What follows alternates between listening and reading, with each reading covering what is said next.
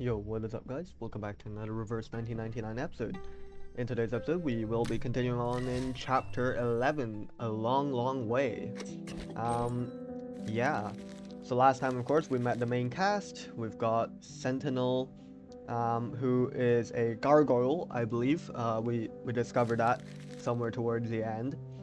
And yeah, if I remember correctly, I think someone said something about gargoyles not being able to move like during the day. I don't know if that's real or not, because I'm fairly sure when Sentinel assassinated that person at like the parlay thingy, I'm fairly sure that was during the day. So either I'm misremembering, or those rules simply don't apply to gargoyles in this world. But yeah, we also met Charon, who used to be Paul, and then Paul kind of got cooked by a bomb or something, um, and then he became Charon, um, and he's been burying dead soldiers for a while now it seems, and towards the end there he managed to bring his good old friend Major Brown.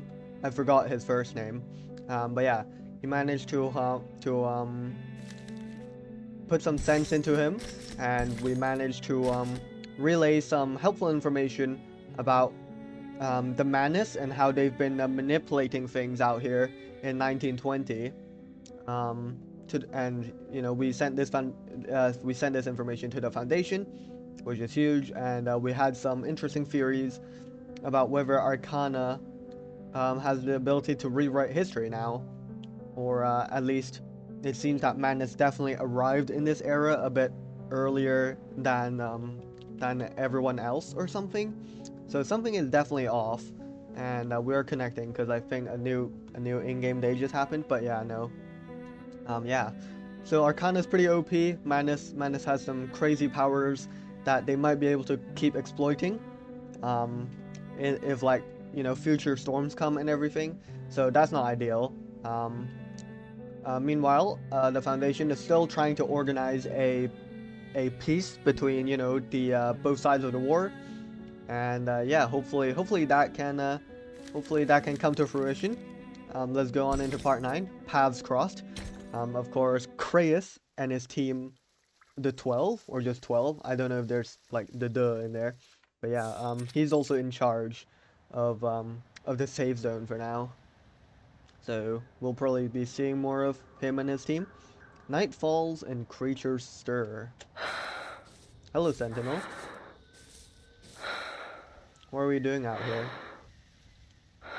We are breathing quite a bit. Yeah, Sentinel was also like, I believe, hunting down the people marked by Manus, like who were influenced by Manus, with this red mist thing, I believe. Not far away, there's another shadow hiding in the forest, under the cover of the night. Perhaps he would be taken for withered tree trunk. But gargoyles belong to the night. They recognize one another with ease in the dimness. Okay. So they do belong to the night. Um, but I don't know if anything actually happens during the day. Um, so we've got another gargoyle. Un homme est proclamé coupable, et pour cela condamné à mort, privé même de la justice d'un procès. Son exécution est survenue telle en vent, le réduisant au silence avant qu'il ait pu prononcer un mot de repentir. Okay, that's annoying. I think my mic is echoing it. Like the dialogue. My apologies.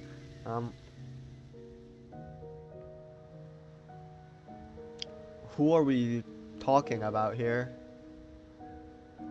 Et c'est cela que tu appelles la justice?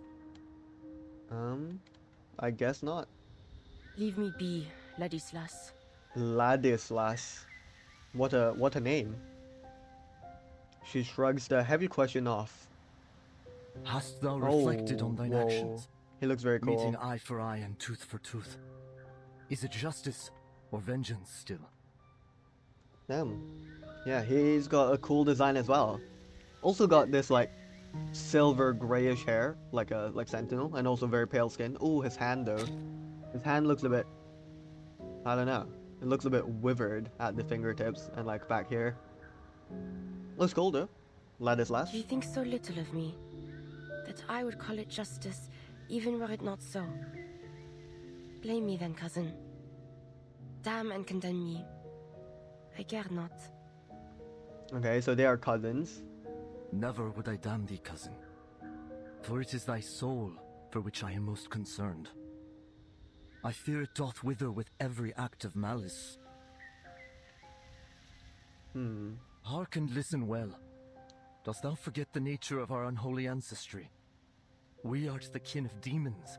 Oh, 1,000 years hence, and their malevolence yet floweth thickened in our veins. And their whispers pricketh still our ears in the silence. that's not great. It's never good to have a demons whispering in your ears. Then answer me this question, dear cousin. You stand before the scales of a balance. On one pan, the lives of 10 men, and on the other, 100. If you had the power to shift its weight to save the money, would you? Maybe this is referring to like her hunting those people affected by Manus to save more people.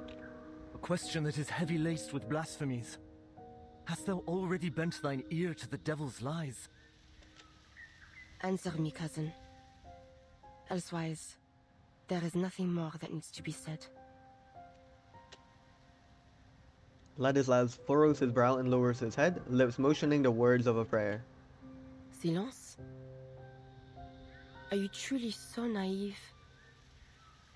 The scales are laying far heavier for those in the throes of war. Yet you have not even the courage to answer a simple question. I'm afraid you have mistaken your weakness for virtue. Go back to the monastery, Ladislas. This is war. Red in tooth and claw. And your heart proves too quick to kindle. Damn. Ladislas vanishes into the dark with a sigh, his form melting into the night. Damn, I didn't know they could do that. That's pretty OP. The gargoyle soldier leans against a tree for a brief rest. In the crook of its branches, she begins to slowly turn into stone. Damn. You are again at odds, it seems. Who's speaking? Sounds like Marcia, to be honest. Or maybe I'm just misremembering her voice. A voice rings in her ears. It speaks without a source coming from neither place nor 'Twas not a person. battle, I thought. Our cousin is more learned than either of we two, but he lacks in courage compared to thee, most daring of us all. Okay, so this is another gargoyle. Yeah, sorry, I just suck at remembering voices, so I thought it vaguely sounded like Marcia or I do something. not deny his learnedness. But there are neither letters nor prose that might aid my mission. Thou burnest too short a wick, and the flames of perdition rise to meet thee. I fear for thee, Marie, Marie. that thou go forth to a battle that will consume thee, whether in defeat or in triumph. Marcel, Antoine, and Yvonne. They once promised to return as thou didst. Yet they fell all the same, each after the last. Yvonne was taken before she had even tasted battle. That's not ideal. Where are they returning to though? And how are they even speaking with each other? I guess this is some power that gargoyles have. Let remorse consume me if it must. Damn. But God willing, I will see the end of this war first. Ere then, the fear of regret will not stay me. Not now. Okay. And perhaps, on that day when peace finally comes, he will return to us. Oh. The voice vanishes in the night's breeze. She would not hear it again this night. Interesting. She shakes off the scales of stone and resumes the march toward her next lead. Okay. Interesting.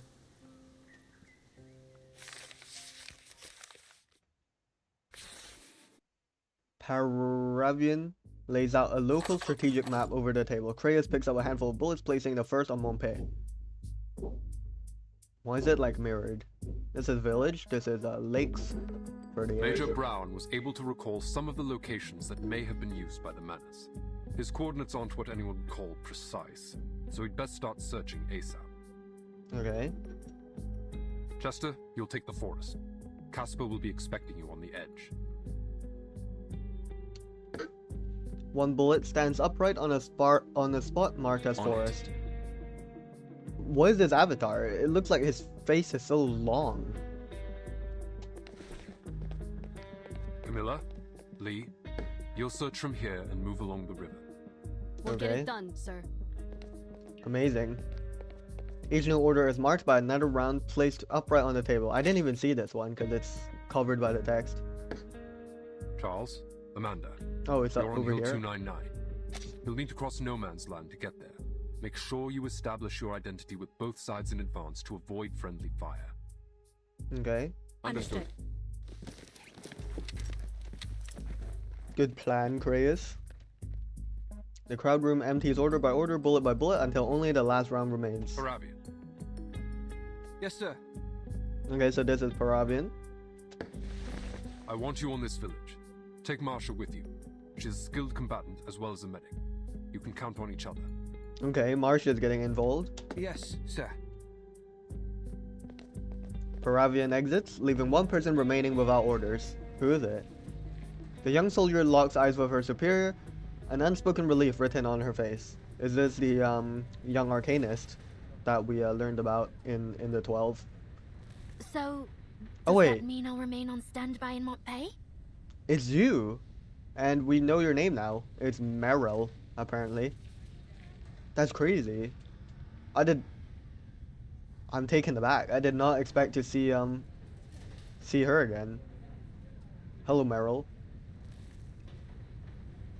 Yes. I need someone coordinating the defense of this town should the Menace attack. Spectacular. Oh. Is that not what you had in mind? Relief turns into dread. Abandoned village. Is this it?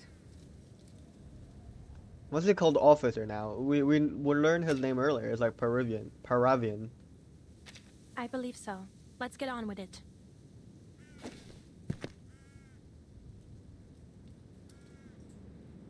The village around them still carries the signs of lush wilderness and gentle fields. A place of abundance and safety once. Watch my 6. Okay, buddy. The two draw weapons and enter from the side. The investigators are not stopped in any way, and if they hadn't been instructed to do so, they would have just treated this place as another forgotten remnant of better days. This place is empty. It's heartbreaking to see it so quiet. We're ahead of schedule. Let's start by checking the houses one by one. Okay. Good.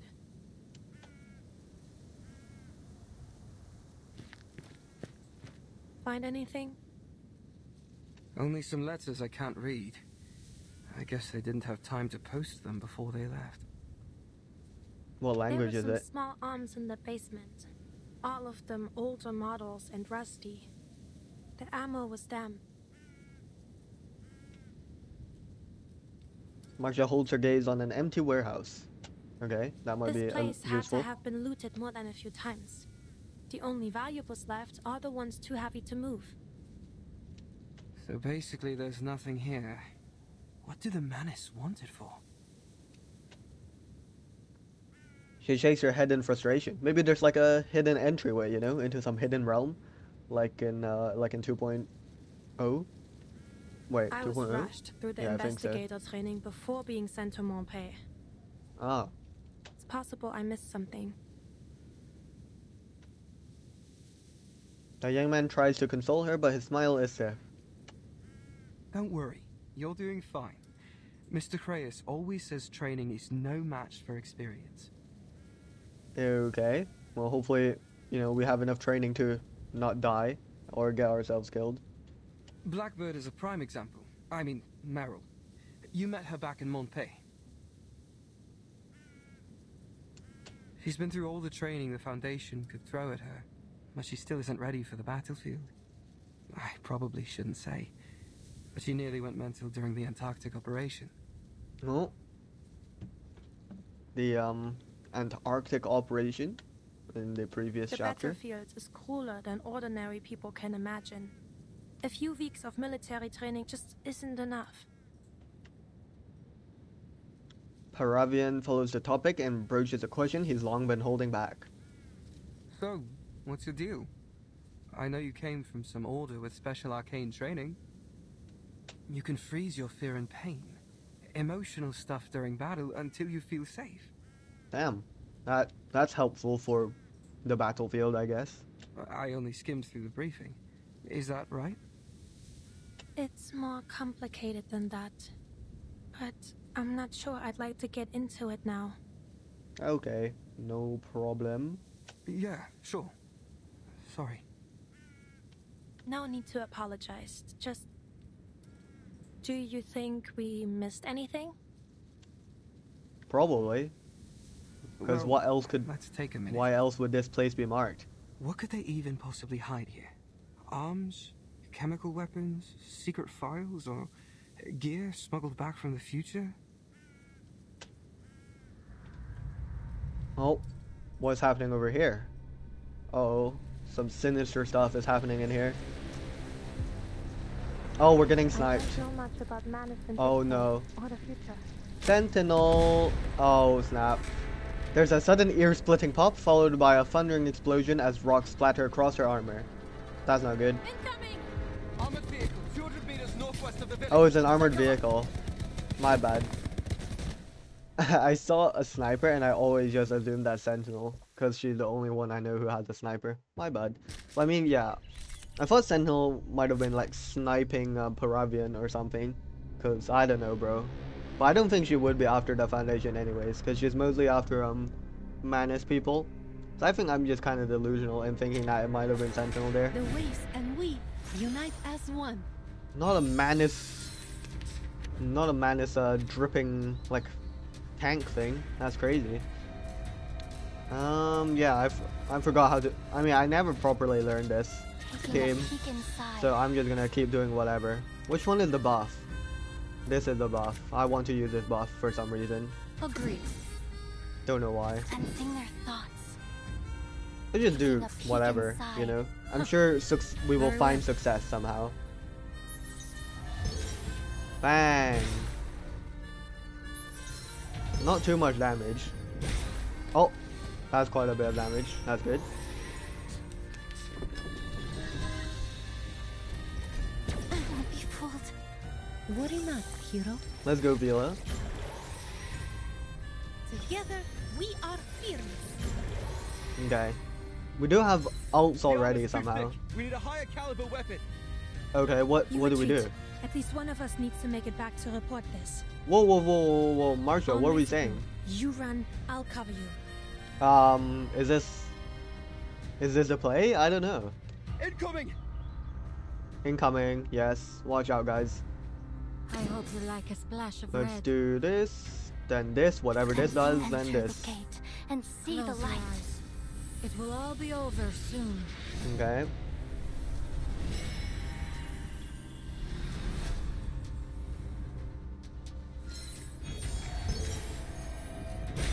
Huge damage.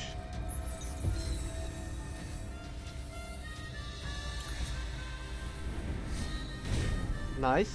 Okay, and then we get our When ult. shattered, I get to now press the remain. button and everything. Bang! Take that, tank.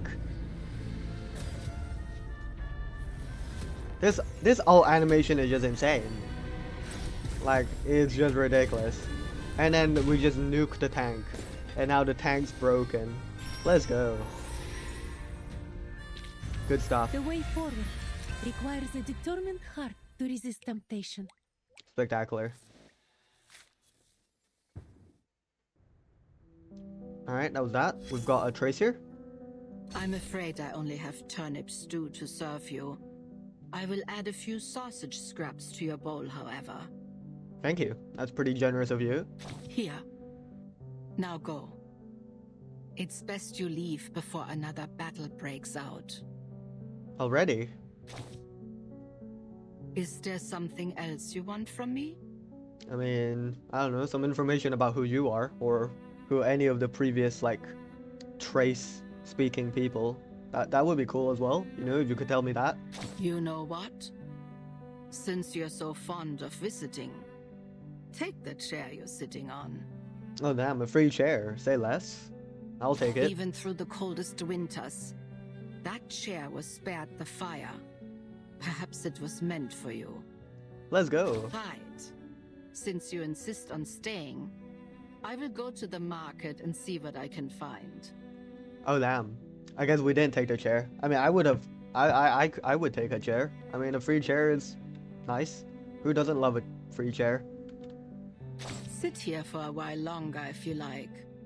Prepare for a lifelong stay, even. I don't know about that. With any luck, this place will become your grave by the time the next farce ends. I sure hope not. I don't want to. I don't want this to be my grave. Alright. Let's press on part 10. Devil's work. Devil's work. Who's the devil? Are we talking about like the devils whispering in the gargoyle's ears or something? Oh, someone's awakening. Thick acrid smoke billows from the wreckage of the armored vehicle. Marcia! I hope she's alright. Marcia braces herself on a pile of debris, all at once letting herself feel the sharp tearing pain in her shoulder. Oh dear.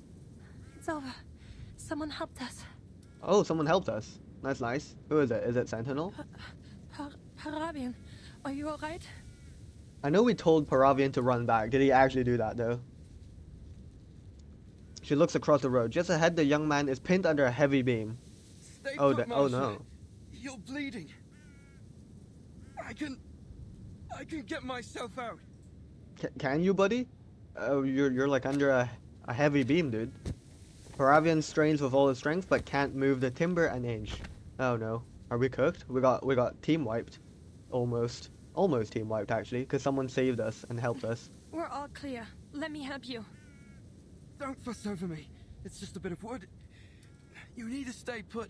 Your head and shoulder are bleeding. Are they? Well, that's not good.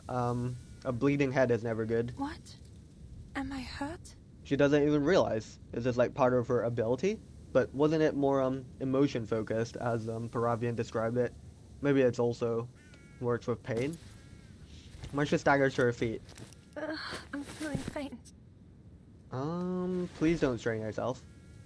She reaches for the top of her head. Oh no, her hand's gonna be full of blood. It seems you're right. I'm bleeding profusely from several wounds. That's what I get for suppressing all my pain. We're so calm about this. So, just a little shrapnel. Nothing too serious. Treat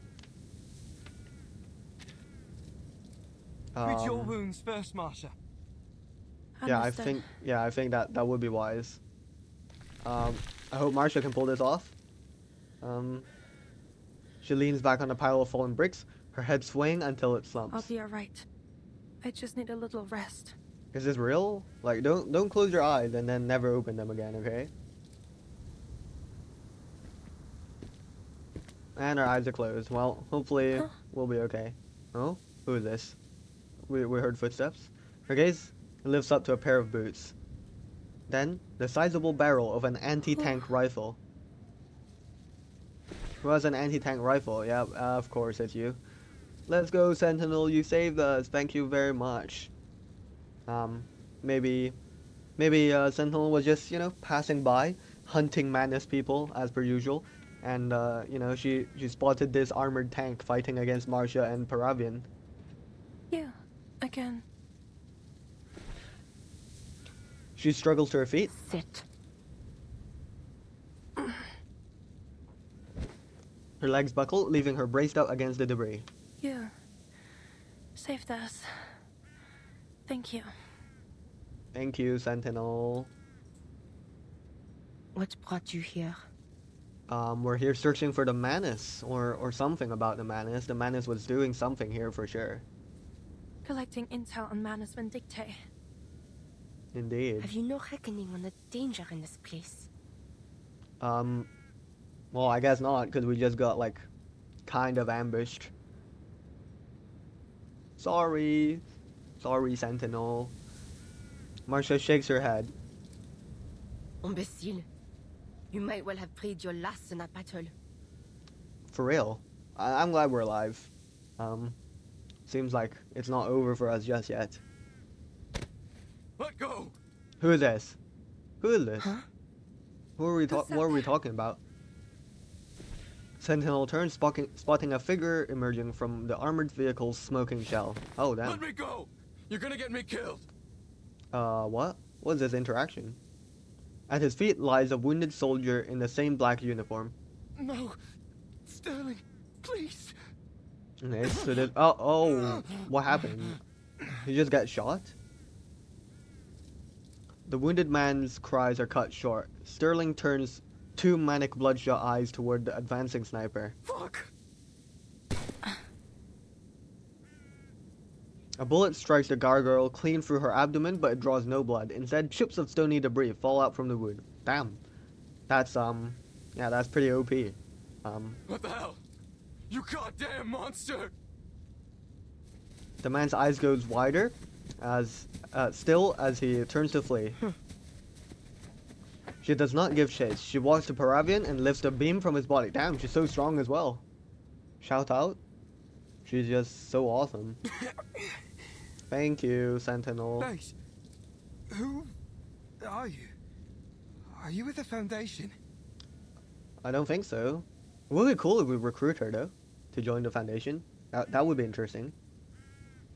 The young man finds his answer in her grim and stony face. Stay here and tend to your comrade. I will tend to our enemies. Okay. Good luck. And off she goes. Okay, well, thanks, Sentinel. Thanks for saving our lives. Windmill Plain. You've got nowhere to run, Sterling. Are we the only ones left? Where's Colton? Oh, Eugen is here as well. Dead!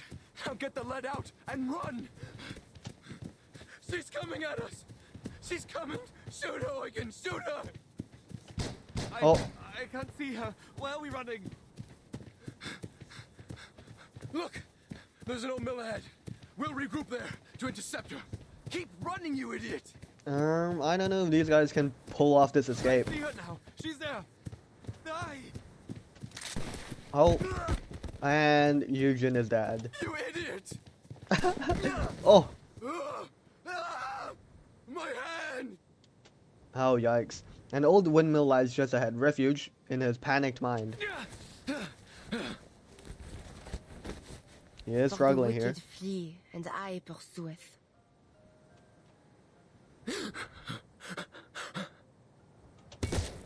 Ooh. Another bullet strikes her shoulder and glances off in another spray of stone.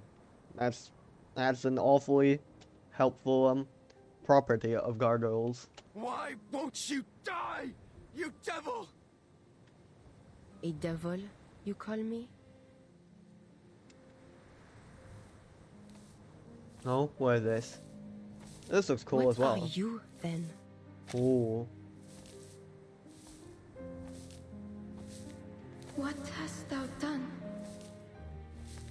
The voice of thy brother's blood crieth unto me from the ground. You who discord between nations and plot schemes for the undoing of man. Who then is your master? She steps closer. For if you do the devil's work, are you not a devil like me? J'ai pitié de vous. Repent and you may yet find mercy in the judgment of the Lord. She's just walking And towards now him. art thou cursed from the earth. Oh, What the hell do you want? Back off! Sterling, isn't it? You need not fear me. You still have time. no. We still have time for what?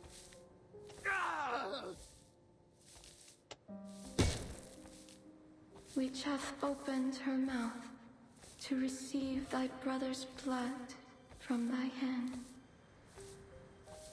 Repent and you may yet be saved. Speak. Give me information about Manus Vindictae. What are you talking about? What do you want from me? Okay, he doesn't know. Or maybe he just doesn't want to tell. Tillest the ground, it shall not henceforth yield unto thee her strength. Oh, we're coughing? Why are we coughing? The soldier tumbles to the ground. As he scrambles, he launches into a desperate prayer. Answer me. For what purpose does Manus Vindicte drive the world to war and ruin? Mother of Resurrection, the guiding one. And we're praying to Arcana. That's just great, man. The prayer follows a pattern she knows by heart, yet the name he speaks is strange. Please have mercy on your humble servant. I pray for a miracle, a ladder into your eternal kingdom. Bro, what are we saying, Sterling? I hereby offer my life to you. Please save me from desperation and take me to the golden era. Does this actually work? If this actually does something, I would be pretty surprised, actually. A fugitive and a vagabond shalt thou be in the earth. Oh, and he's gone, or something? Oh, he shot himself? He saves the last bullet for himself. Oh, damn. And just like that, he's gone.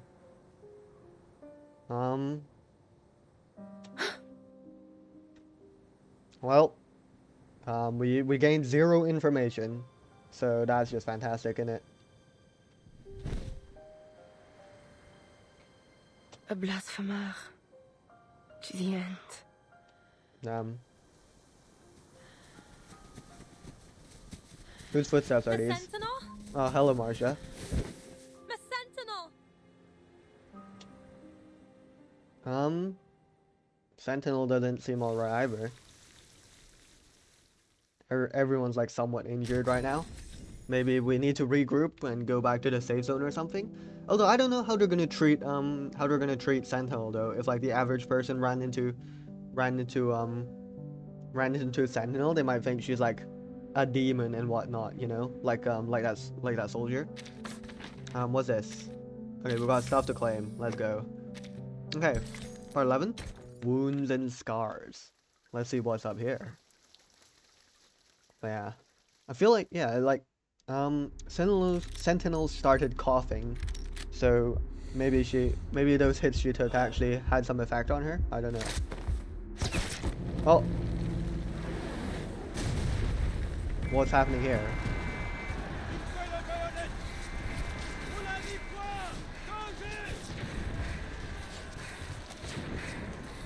Someone's in war. Oh dear. Who are... Is this Marcia?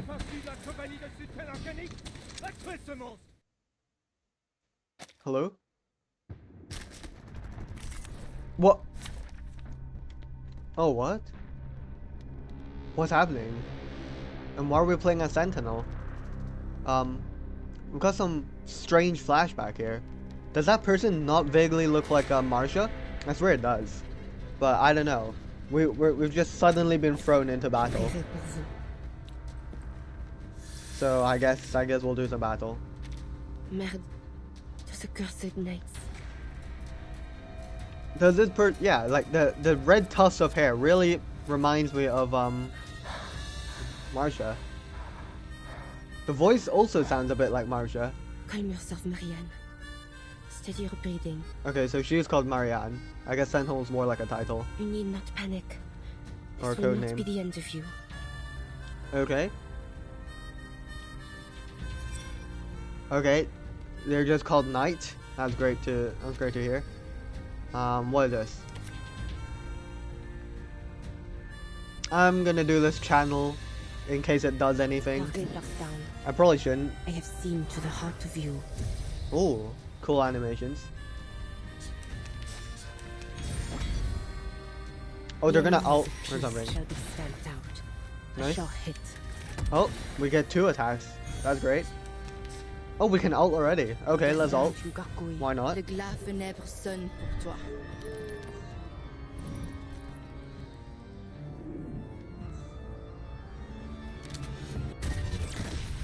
Bang! Oh, huge damage. We're gonna have to tank this ult Don't though. waste your time. Now is the time. Oh, for and we win. repentance. And we win. Good stuff. Let's go. A worthy victory. But the fight is far from over. Nice. We won this random battle. We did it. She can't remember how she did it. Perhaps her enemies were as exhausted as she was, or perhaps it was just the devil's luck. Something's not right. This is Sentinel? Yeah, it is Sentinel. I think the lighting makes her hair look weird. Like a different color. Cause I thought the hair looks a bit more pinkish here initially, but this is definitely her. She's got like a somewhat shocked face here. Why are we shocked? And when is this? This has to be a flashback. Struggling, fighting purely by instinct, she holds her heavily armored foe at bay.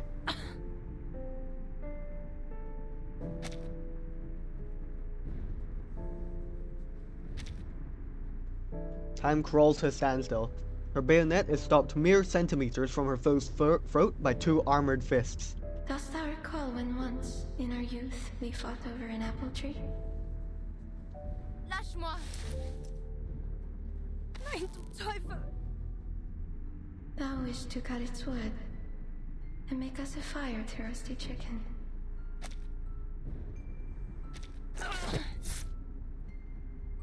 But I rebuked thee, for I believed the tree would bear fruit, and it would be the sweeter bounty of the two. Okay.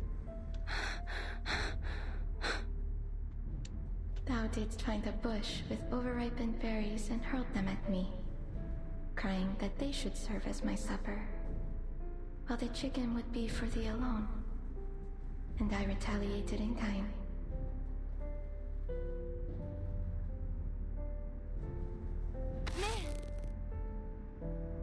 Ere long, we were painted red with juice. Oh. Oh no. What a bloody The knight got melee cooked. fight. We laughed as we laid down our arms. What fun we had that day. I guess this might not be Marsha after all then. If this knight got cooked by this bayonet. Non. Je ne veux pas. But the battle thou fightest now shall not end in the gentle smears of red berries. What drives humanity to war? Could it be so different from what drove us to it beneath that apple tree? I dare not imagine how a slaughter that has claimed the lives of millions could be waged for so small a cause. That we should be brought to bloodshed driven only by the fear of those whom we were taught to despise. What immortal hand or eye could frame the cause behind these deadly ends? Thou art more courageous than I, Marie. Never hast thou doubted thy conviction. So tell me, I pray, is there some purpose in the war they now fight? Intriguing question. Whoever this is. I don't think we know this person's name yet. Only that they are somehow related to Sentinel. Also I just realized that, last time we had I think quite a few parts start off with Charon narrating something, and now we're getting interweaved narrations from this person, so that's pretty cool. For I see no divine meaning to be found in this killing and dying.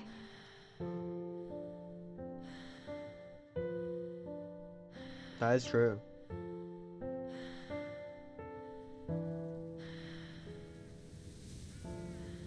Well, and here we are back in the present. After the Manus soldier cooked himself. Small caliber rounds pose no real threat to a rocky exterior, but that does little to reduce the pain. Okay, so she still feels the pain, I guess. And healing comes slowly. Agnes. Name dropped. No response. That was expected, but Which she had not expected was the next voice. Okay, so Agnes is the name of the girl that was speaking, I think. Who's Agnes? For real. How is Marcia, like, chilling right now after, like, that head wound and everything? I've got no clue. I'm gonna assume she somehow magically treated it to, some degree. He matters not. Me lying. Don't lie, But Sentinel. what brings you here? Well, I don't know. Did we come to help? I'm taking you somewhere safe. Parabian, that young man who came with me, is back at the village. He'll continue with our search. Okay, I guess. Before you ask, I'm doing fine. Like you, I'm made of sterner stuff. If you say so, Marcia. Please don't bleed from your head and shoulders from several wounds again, please. That would be ideal. She rotates her arm, looking as if her wounds had all but disappeared. No way. She's actually just that good at healing. I checked over your wounds, but I have no earthly idea what to do with this gravel. I know how to treat flesh, not stone. But that wound won't be a problem for you, will it? No. Her physical pain is bearable, but the lingering echoes of her nightmare cause her to grit her teeth. Were you dreaming? Seemed like a nightmare.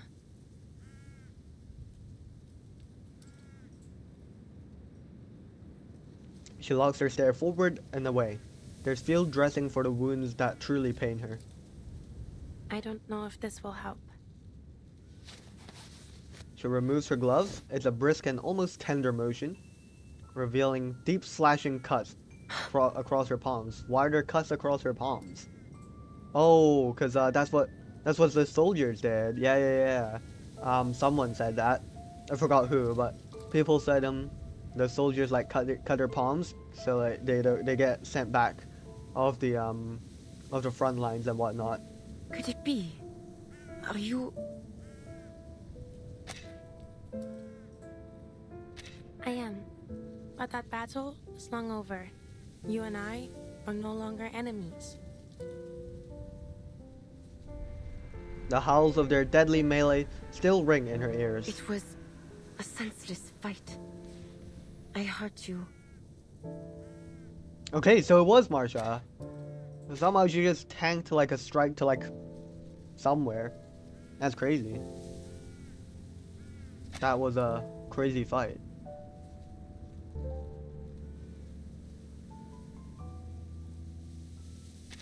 It wasn't your fault.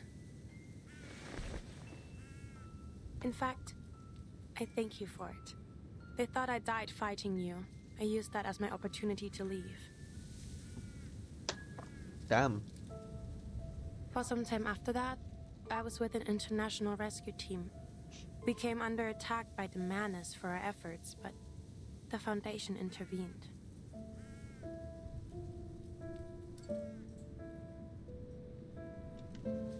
Wait. Then you remember me? That's crazy. Marcia nods, a gentle, graceful motion, carrying the reassurance of a doctor at her patient's bedside. That is nuts, actually.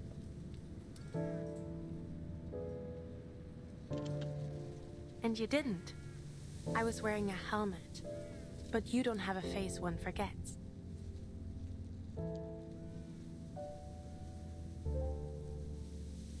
Marianne. Huh? Oh, that's your name. Marie-Anne. It's lovely. Oh, both the names start with M-A-R. This has to mean something. M-A-R. March. It's not March, actually. It's November. Maybe something will happen in March, you know? We're reaching. She repeats it, stressing the syllables as if to remember it. Tell me then. What do you know about Manus Vindictae? They are evil. Arcana is evil, and she got resurrected. Very bad. Actually, are we even classified to say this stuff to, like, Sentinel? Surely she would have to be, like, a Foundation member or something for us to tell her this stuff. They are a secret organization open to only pure-blooded arcanists. Simply put, Their goal is to cause as much chaos as possible and eventually destroy all of human society. And this Mother of Resurrection is like a god to them. Arcana, our biggest enemy. Something like that, yes. She died once, but they managed to resurrect her through some awful ritual. A resurrected madwoman? Yep, you got that right. Her disdain curdles into hatred. Fingers clench like she's trying to crush something in midair. Then she is a false prophet. An imposture of the true resurrection. True resurrection? What is true resurrection, Sentinel? Could you enlighten us? Marcia seizes the opportunity to move to her side. The war between the Foundation and Manus Vindictae has lasted ages, longer even than this war. You and the Foundation share the same goals, and the intelligence you gathered may prove crucial for us. Please join the Foundation, Sentinel. Please join the Foundation. If you would be willing to share it, we may be able to reach a truce sooner. So please, mull it over. Spectacular. Sentinel bows her head, giving her rifle a rough once-over. She wipes away some of the blood and dirt that cakes the receiver, then one by one slots new rounds into its magazine. My search into Manus Vindictae began at the turn of 1918. Okay. Their documents, personal belongings, letters. I sought and scrounged for every clue that might be found. From these, I learned of their mission to prolong this bloodshed, supplying both sides with arms of dreadful artifice. Then, as now, I still do not understand why. Okay. So surely this suggests that Manus might have arrived in this era around 1918, potentially? Or that's where history began changing? I mean, obviously that's where it began changing, because that's where the something negotiations didn't go to plan. I brought my evidence before the powers of my nation, but they cared not. So I spoke out against them, still hoping they might awaken to this madness. But my words went unheeded. Worse, they turned against me, hiding even the very name of Manus Vindictae from all their publications and letters. That is terrible. I believe this was mentioned a bit last time. There is no longer any truth in the words they print. Only lies meant Propaganda. to stir the pride of youth to deadly, pointless slaughter. Youths who were but children when the war began. That is why I have turned to this. To killing the ones who incited this war. It was the only choice I had left.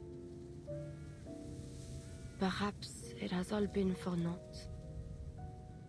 But at least I have put deeds to words. What has the Foundation done? Whoa, whoa, whoa, whoa. Let's not hate on the Foundation, okay? We stopped the storm, well, we stopped the flood and turned it into a storm. Which I guess doesn't sound that great, but still. You know, we did that. I mean, not that I don't think we are allowed to speak about the storm to Sentinel. But yeah, I mean, the Foundation just showed up in 1920, okay? Cut us some slack, okay? We just got here, okay? We're trying to parlay, you know? Make peace. The accusation forces her into a stammering defense. We have done more than you know, but I'm not authorized to tell you. Yeah, exactly. You expect me to offer all I know to you, yet still withhold your trust. I'm sorry. No, I suppose that isn't fair of us. If there's anything we can offer in exchange to make a deal, But her efforts lose steam. I'll try my best to honor it, but I can't guarantee anything. Well, that doesn't... Those don't sound like good terms and conditions, I'm afraid. A cold breeze cuts the stillness between them. Sentinel lets out a slow and labored breath. I will give nothing to the Foundation. neither freely nor for any bargain. Well, GG. How about me? Give it to me. Oh well, GG, we lose. But you, Marsha, you have my trust. Yes! No way, it actually worked. Let's go. W. Let's go, Marsha. Let's go. I can't believe it actually worked. Marsha lights up at her patient's declaration. Follow me. Yes, Sentinel. Oh, of course. She's clutching up for us. Thank you, Sentinel. Give us this helpful intel. Together we can stop this war. I hope so, anyways. I mean, we do have like, yeah, I think last time we did see like some rich man show up at Monpei and propose that they are down for like peace, right? I think. Discipline and regulations. Adherence to military regulations is mandatory for all soldiers, including arcanists. Respect all comrades equally, regardless of classification. Execute orders exactly. No changes based on divination. Do not neglect conventional science. Bullets often outkill arcane powers. You're fully accountable for entities you summon. No mental surveillance, influence, or manipulation of personnel without authorization. No arcane modification of issued equipment without authorization. Conduct spirit contact only with another member present. Limit to 3 minutes. Know the alternative forms of your comrades. Report and secure approval before using large rituals or high-level incantations. Expect enemy arcanists and other supernatural threats during operations. Cool. Yeah, pretty reasonable rules. Part 12, a fractured sanctuary. What sanctuary are we talking about? It better not be like some arcana sanctuary. Okay, here we are in the office of the Sage Zone. An armored vehicle? Indeed, we did get attacked by that. The driver was a menace. They're not just supplying the war anymore. There's a pause before the Hawks leader speaks through the receiver. What do you think that means, Chris? Both sides are gathered in the same room, listening to the reports from the front lines. Chris lets out a soft, rueful chuckle, though he does not let it betray the seriousness of his words. Huh. That the Manus have decided to build themselves an army. Classic Manus. That seems likely. I swear Manus just does that every single era though. In that case, we must prepare immediately for a response. Xeno's main force is still at the eastern front. They won't be able to reinforce us if anything happens here. What are they doing at the eastern front? Wait.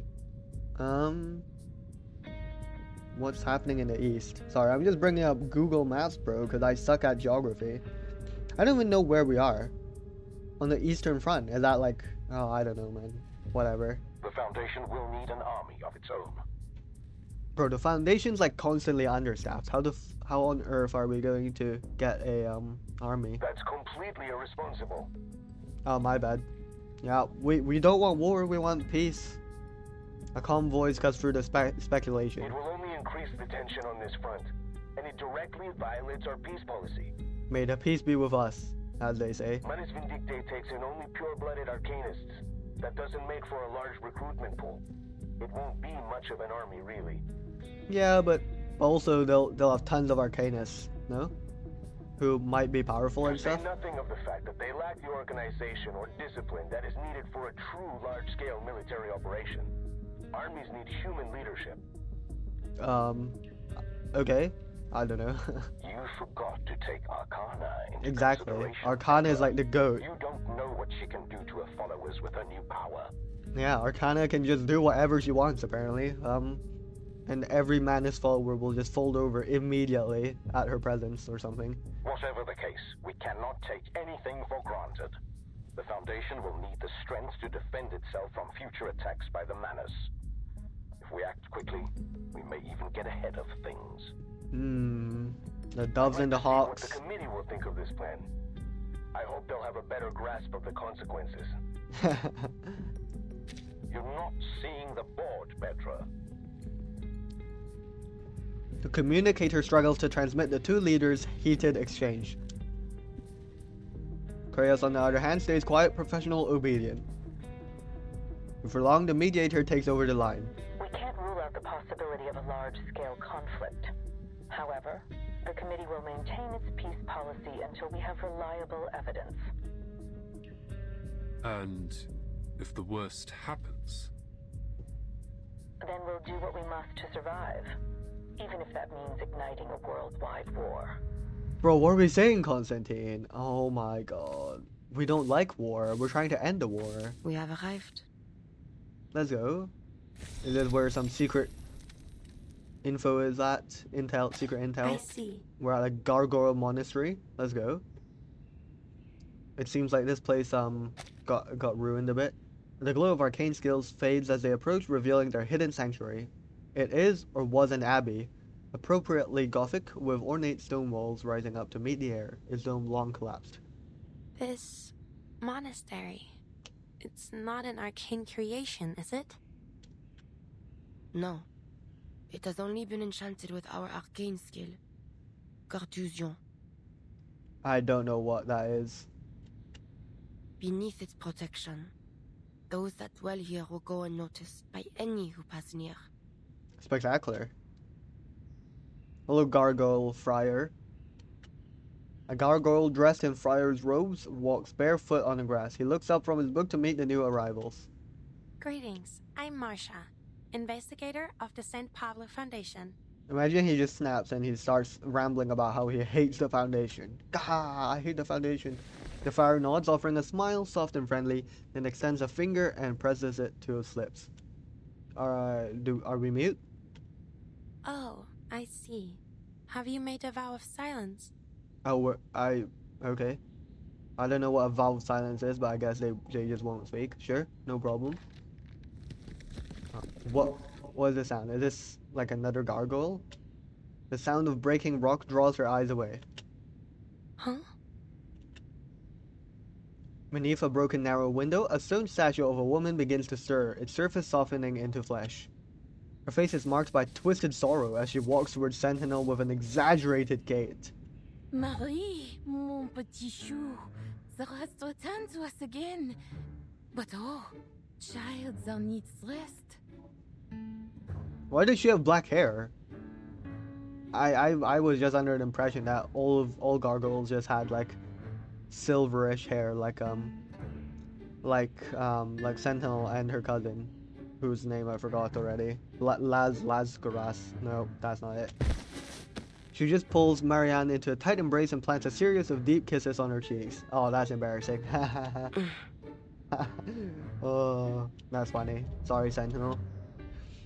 Sentinel endured the affection with as much grit as she did with the bullets. And this is a friend? The woman turns to Marcia, her eyes now pooling with greater sadness. Why are we so sad? Oh, child. Why are we so sad about this? The hug comes too quick to dodge and too sturdy to resist, pulling Marcia into a breathtaking embrace. This is funny, this is funny. 1 second, 2 seconds, 3 seconds. The smothering hospitality at last abates, and Marcia takes a deep breath of fresh air, taking in the pleasant scent of grass and wildflowers. Nah, this is funny. Shout out this gargoyle. Now Marie has never been tireless in her toils. 'Tis a shame that she never permits us to aid her. Am I truly too aged to be of service? Oh, but perhaps my age has eclipsed my wisdom, for I have thus far been an unwelcoming host. Allow me to brew you some tea. Tea? Damn. She leaves with singular purpose and surprising speed. Okay. Great interaction. Is that like Sentinel's mother or something? My aunt is a gentle Oh, her soul. aunt. She came by here 1 year ago, not fearing the danger, saying she must take care of everyone left in the family. That's very wholesome.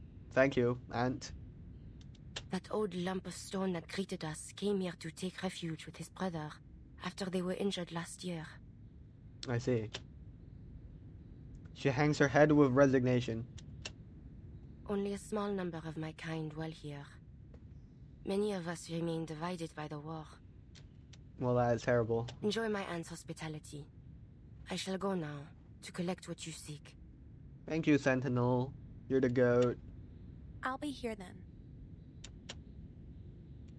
Hold on. Oh? Why are we holding on? What else do we have to say? She lets herself relax only a moment before noticing the stone-faced gargoyles that look down at her from a dozen perches. Oh dear, a lot of people are spying at us. A thought crawls under her skin. Bonjour? Bonjour.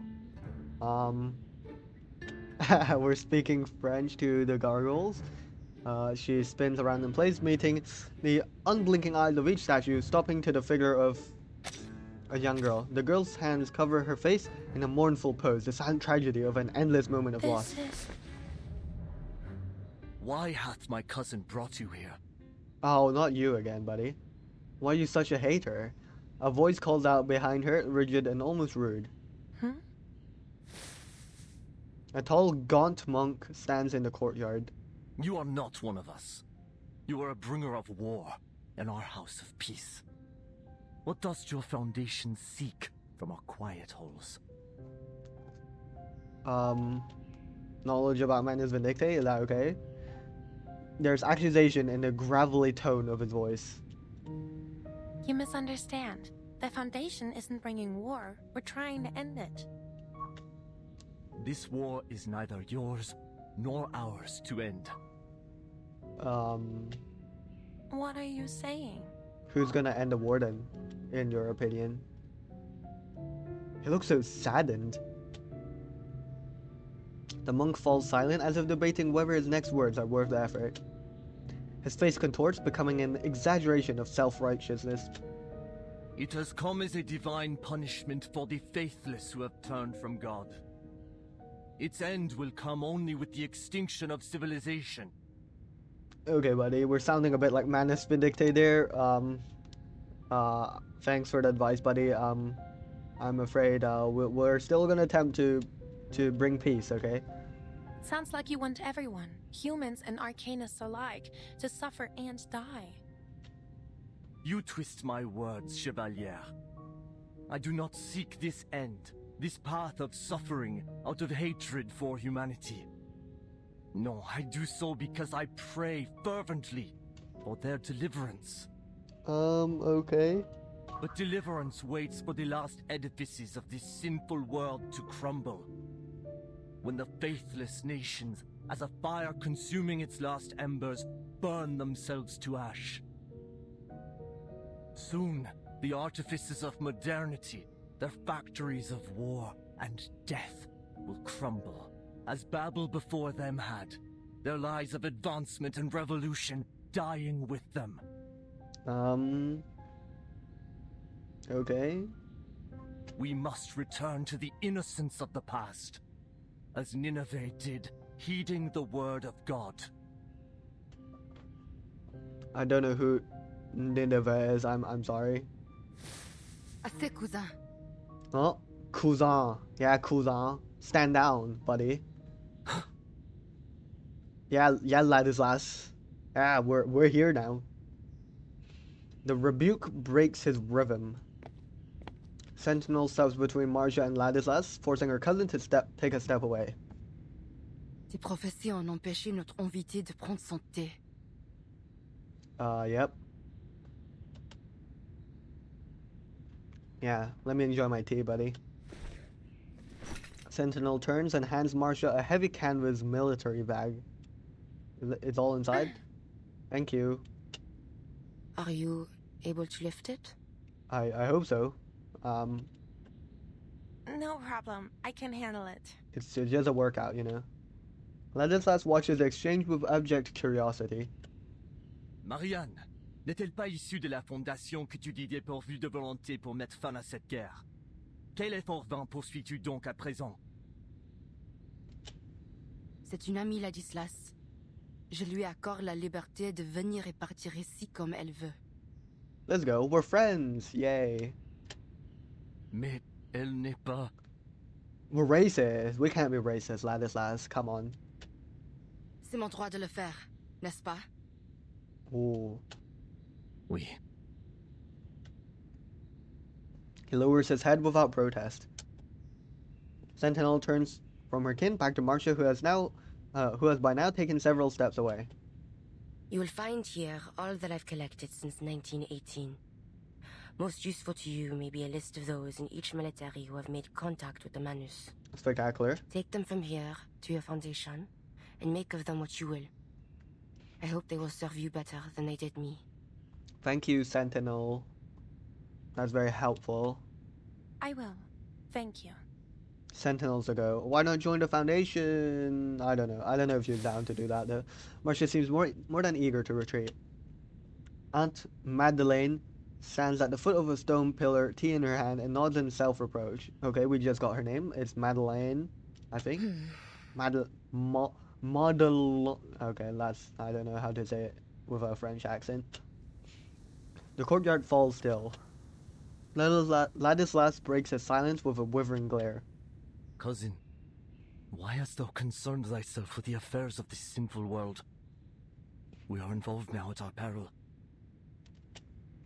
Even if this war was, as you believe, a divine punishment, the people have suffered enough. Ont-tu donc souffert? Je ne vois que des cendres et nul sac de pénitence. He motions to the weeping girl tucked in the sanctuary niche. Hast thou learned nothing from our chère Agnes? Agnes, oh dear.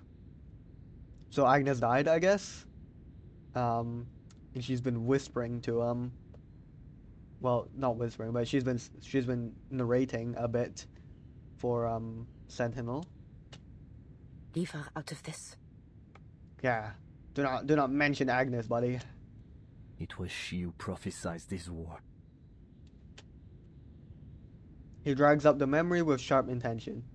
And whose body turned to stone as it came to pass. Was she not the closest of us all to the ear of our Lord? Then I can see only one reason for her sacrifice. It is a warning to us. Tell me, if that is so, why God would choose such a warning? Revelation and prophecy oft appear inscrutable to those that disbelieve them, until the truth is made manifest. Ladislas's voice trembles, a practiced tension of humility and pride. Mais je crois, et je vois clairement ce que tu ne vois pas, que notre Seigneur nous enjoint de ne ni combattre, ni mettre fin à cette guerre. Car cela est venu tel un nouveau grand déluge, destiné à balayer ce monde pécheur. Agnès reviendra à nous lorsque notre innocence passée sera retrouvée et reconstruite à partir de leur ruine. What are we saying? How's she gonna return? Like Mais resurrection? la foi doit être préservée, si elle doit être reconstruite. Et c'est la base encombrante aux fidèles, à nous, les gargouilles. Je t'en prie. Écoute mes paroles, cousine. Dépose ton épée de vengeance. Ne réponds pas aux démons qui murmurent dans ton sang. Et ne souille pas davantage ton âme déjà si lourde de péché. He lets his words cling to his lips with solemn weight. His cousin, however, has never been easy to preach to. She stiffens, sorrow and purpose welling in her eyes. Armes à feu, canon, donc, bombes. Tu te souviens comment ces machines ont détruit nos vies, n'est-ce pas? Alors, tu sais déjà que l'innocence du passé ne repose pas simplement enfuie, prête à être reconstruite. Elle est morte et disparue. Damn. Si porter un fardeau de péché permet de mettre fin à cette guerre, ce prix me semble dérisoire. Ladislas is stunned. He fights back tears and turns to face the altar. The light from the stained glass windows wreathes him like a mourner's cloak. As-tu oublié le péril de nos ancêtres? Ou les nombreux noms que nous avons effacés de notre lignée lorsqu'ils se sont égarés du chemin de la droiture? Le son démoniaque a déjà submergé notre famille. Et je crains qu'il ne te submerge bientôt toi aussi. Et moi, je ne souhaite pas devoir effacer ton nom, Marianne, de notre lignée.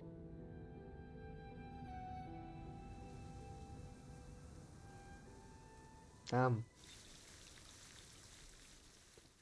Okay. Well, good thing Marianne / Sentinel is very strong-willed, and I don't think she's gonna fold over this. And honestly, huge shout out to Sentinel for helping us out. for helping us out, you know, with all this information. Is that the bag that she gave us? Yeah, with all the madness information. Thank you very much, Sentinel.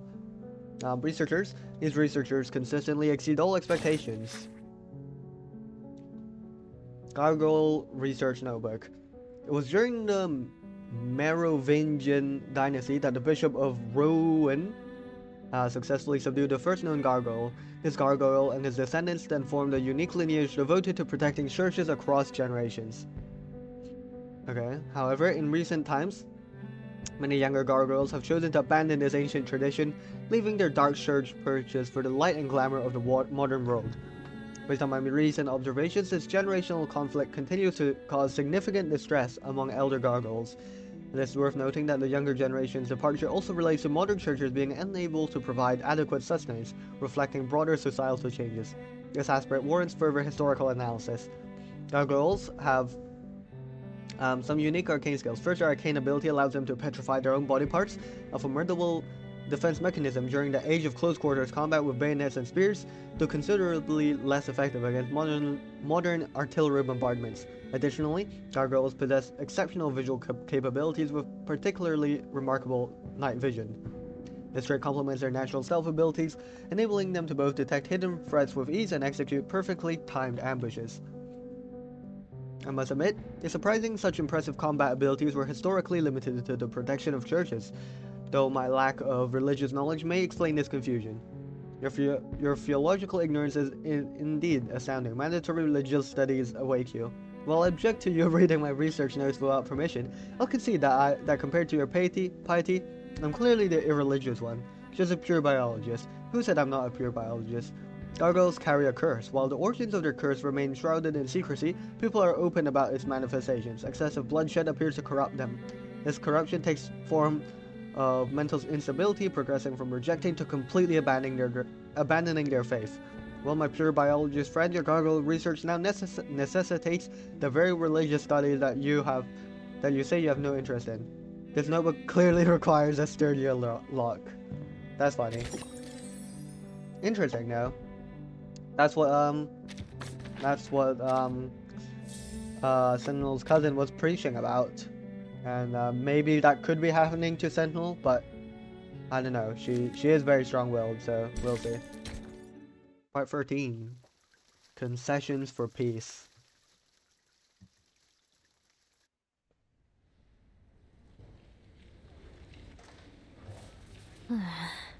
Hello, Meryl. How's it going? I know she's not too happy about her role assignment. The bored and idle remnant of Squad 12 carries out her as yet tedious orders. She stops by a window, squinting inside.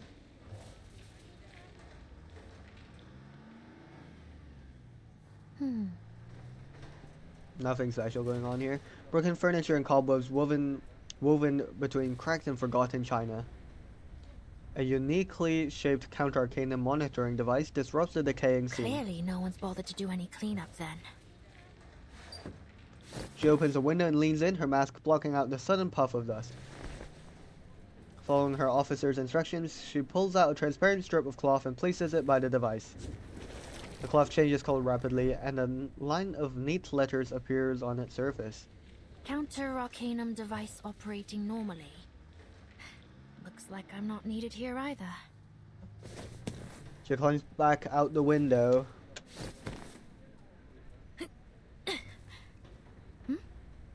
Aren't you? Who have we found? Meryl. Marsha. Hello, Marsha. She's back with the info. Let's go. The young soldier springs out to greet her, visibly relieved. It really is you. You're back, finally. Is Paravian alright? Oh, poor guy's had a hard time of it, but at least he's still in one piece. He's lying in a sickbed as we speak. He should recover soon. Spectacular. It's too bad he didn't find anything too useful in the village. Well, aside from that armored vehicle. Well, Meryl, lucky for us, I'm besties with a gargoyle, and she has given us some helpful information. Fortunately, Sentinel happened to be there at the same time. So, it really was her? The one who assassinated Colonel Hirschfelder? Yep. Yes, she'd collected a wealth of evidence concerning Manus Vindicte. I've already delivered it to Commander Kreos. Huge. Huge. This is huge. This might be it. This could be what it takes to unravel Manus's plans, As for the you know? assassination, it turns out her actions weren't entirely unjustifiable. Let's just consider it a misunderstanding. Misunderstanding? She literally killed a guy. It's just how it is in war, okay? People die. Okay, that sounds She's crazy. not the only one. Marcia unconsciously rubs the old scars on her palms, feeling them itch like never before. Meryl presses her lips together, creating a twisted crease in her mask. Well, Anyway, I was just worried that something bad might have happened to you. Like what happened to... To whom? To whom? Wait, what happened to who? Charles and Amanda. We haven't heard from them in over 4 hours now. Oh no. I guess those are other members of the 12 or something that we saw Kreos assigning? They were dispatched to investigate Hill 299, correct? Has any help been sent their way? That hill was on like the top right corner of the map that we saw. Commander Kreos sent some men to look for them. Hopefully, we'll hear some good news soon. Hopefully. Most of the other teams have finished their investigations. A few of them are already in the safe zone, actually. Apparently, they found a lot of useful info.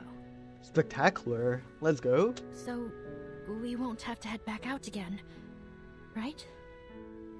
Well, maybe not for now. Meryl watches Marcia carefully as if waiting for her to confirm something. The front's getting shelled to hell and back. I mean, chances are we'll get cooked. Marcia pats her on the shoulder. The evidence Sentinel provided is quite damning. Our job here will be over just as soon as we can get a hold of the team at Hill 299. That'll be ideal. Don't worry.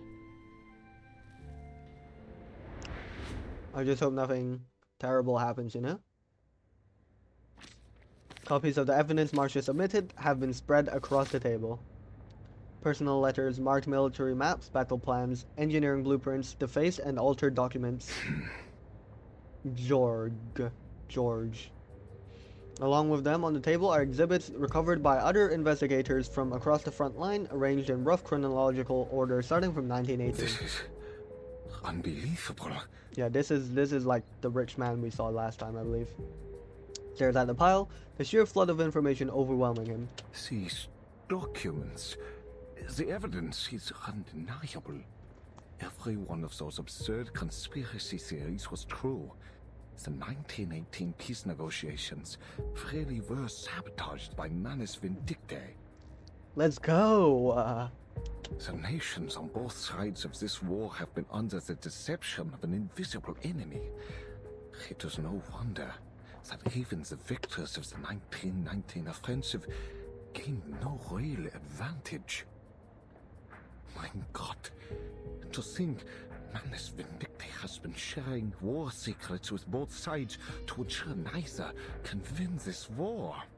Crazy stuff from Manus. That they have used our commanders as tools for their massacre. It is nigh on unimaginable. He looks up with sudden realization. This does not simply concern one nation. These documents could topple nearly all of Europe's military leaders. With this list of Manus defectors in our hands, and if we act with haste, we may finally put every one of them behind bars. Waiting for George's mood to stabilize, Kreos adds a word of advice. Let me remind you that Laplace may be able to heal these so-called defectors. Eberhard's case proved that the Manus' mental influence can be purged. Yeah, that is true. I was gonna mention that, but shout out Kreos. Yes, yes, of course. Whatever the case, we must act as soon as possible. The Chancellor and the Reichstag are prepared to strike. I can't deny that. Finding light in the once grim future, he starts to shake, sending ripples through the papers in his hands. Agreed. The evidence is sufficient. There's no need to delay. All right. Wunderbar. Just think of the Wunderbar. soldiers finally making their way home. This is the day we secure a century of peace for Europe. Why are we jinxing this? Something terrible is gonna happen now. We're way too happy right now. I mean, I'm also relieved that we could potentially end the war here, but I don't know. George, you seem a bit too cheery. I hope you don't get assassinated or something. Sounds like a line for the history books. He has no mind to react to Kratos' parting jab. Stuffing all the documents in his briefcase, he rushes out. Straightening the remaining mess on his desk, Kratos retrieves a hidden communicator. It's been connected the entire time. Everything's going according to plan. Spectacular. Spectacular. But that's just one side of the war, right? Good. We still have to... The other teams have shared the same intelligence with the pacifist political leaders in their respective regions. Spectacular. Huge. We're doing it, All the guys. Foundation has to do now is watch for any interference from Manus Vindictae. We might pull this off. But Oh, hello, won't this Vertin. approach cause even more turbulence? Hello, Vertin. Didn't expect you here. Timekeeper. For real. Had been expecting the faction leaders making this an unexpected release. Oh, yes, Krios. I was just listening in. I see. In any case, the outcome can't be worse than the war we're living through, Timekeeper. As I'm sure you learned in your history studies, this war claimed tens of millions of soldiers' lives. Not to mention the equally massive number of civilian casualties, whether direct or otherwise. We are now 2 years on from what should have been the end of this war. The death toll has already climbed much higher, and it will only continue to rise if we don't put an end to it soon. At least our efforts have won us a marginally better outcome. I see. In short, the war is already over. I hope so. Once the Let's not pacifist jinx it. political parties take power, an armistice will surely be signed in Montpellier. This may not be the time, but I have a question to ask. Okay, Does buddy. the Foundation Committee have any contingency plans should things take a turn for the worse? For real. The silence in the room confirms the suspicions of the voice on the other end. Yeah, we've got nothing, bro. Did you notice something suspicious? The former vigil officer fishes out as many suspicious details from his memories as he can. It's about Hirschfelder's assassination. Sentinel. Do you remember a certain detail from Marshall's report? What? That it was Sentinel? I didn't get it. You think his death to be the spark of a reignited war, but even if I'd stayed my hand from him, your plans would have been for naught. Sentinel did say that. Yes, she did say that.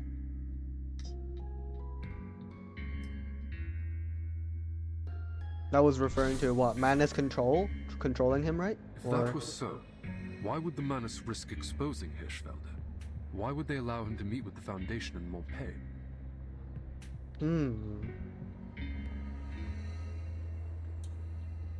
If Hirschfelder hadn't been killed, would the negotiations have become a fruitless tug of war?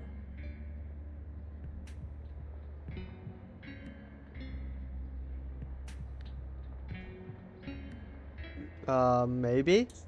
Because he wasn't down for the negotiations, right? Manus Vindictae would only cooperate with the Foundation on something that was sure to fail. An intuitive guess is assembled, drawing on the experience of prior contact with Manus Vindictae. Could it be that they're purposely diverting our attention? Oh no. What else could they be planning? Timekeeper. What else are they preparing, though, other than this war? That said, securing peace is our top priority at the moment. Great. They've just got so many layers of plans. Spectacular. To be continued. Okay. Let us press on. Manus Vindictae, always 5 billion steps ahead. How do they keep doing it? I don't know. I don't know. Like, ever since the beginning, they've always been ahead of us. And it's just absurd. Like, how do they do it? Let's press on. Part 14. 2 pounds of sugar. That's a bit much of sugar. I don't know. I don't know. You really shouldn't be putting that much sugar. 6 years of war have deeply shaken the resolve and faith of our nation. It is clear to all that this war cannot continue any longer. Okay, George is making his announcement. Now we'll see if Manus anticipated this and they've got some other plans for whatever's going on here. Of the loss of power that peace may bring to them, leaders across Europe elected to collaborate with the evil cult Manus Vindictae, sacrificing countless young lives in meaningless carnage. I hope this works out. But carnage is precisely what Manus Vindictae desires. Unseen by all, their wicked influence has long wormed its way into the leadership of every warring nation. But worry not, the conspiracy has been thwarted.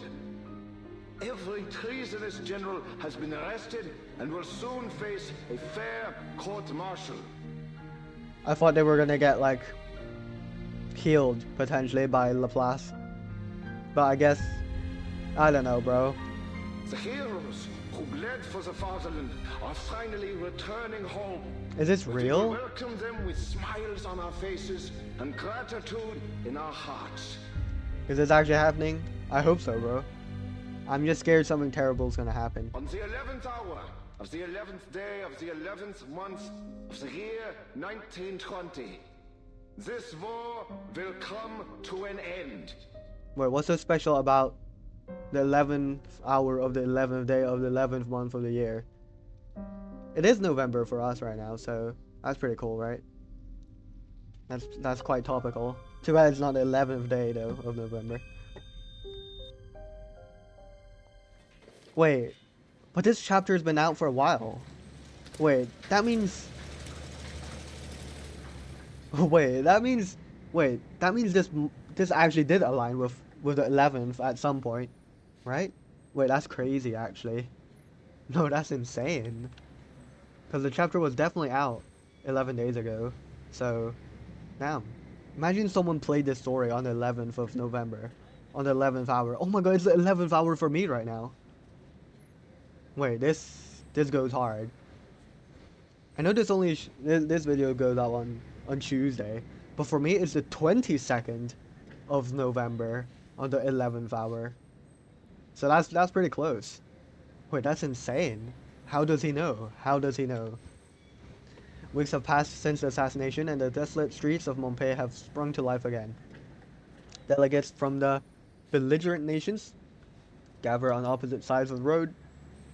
Soft bowler hats and ties decorate the event, mixed with occasional peaked caps and military epaulets, though now precious few.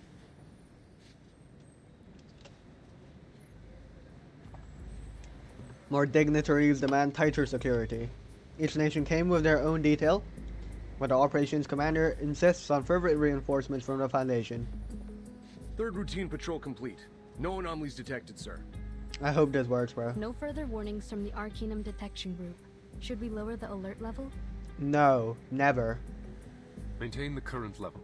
I need at least 2 squads on standby at the command post at all times. Yeah, we cannot let anything halt, anything ruin this for us. Yes, sir.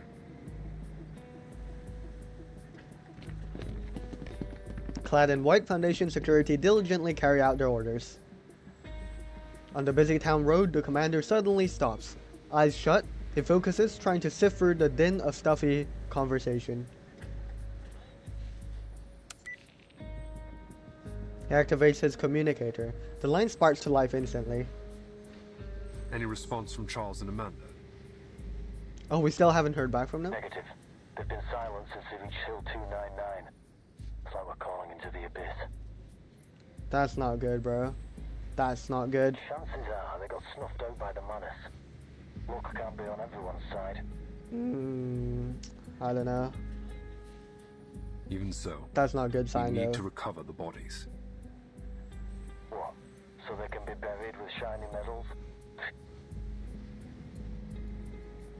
The voice on the other end bites back with a sneer. A couple minutes walk on the battlefield and I'll find you a whole pile of that scrap metal. Any other signs of enemy activity? Nope. Not a single trace of the Manus scum. Maybe all this military and political turmoil messed up their plans after all. Let's hope so. Whatever the case, we need to get to the bottom of what happened at Hill 299. We can't afford to let any potential threats slip past us. That is true. Already on my way there. How about seeing a psychologist when this is all over, Kratos? Maybe they'll finally cure your Manus Vindictae paranoia. No, it's good to be safe. We must be prepared for anything. Keep your eyes and ears open. For real. He ends the call.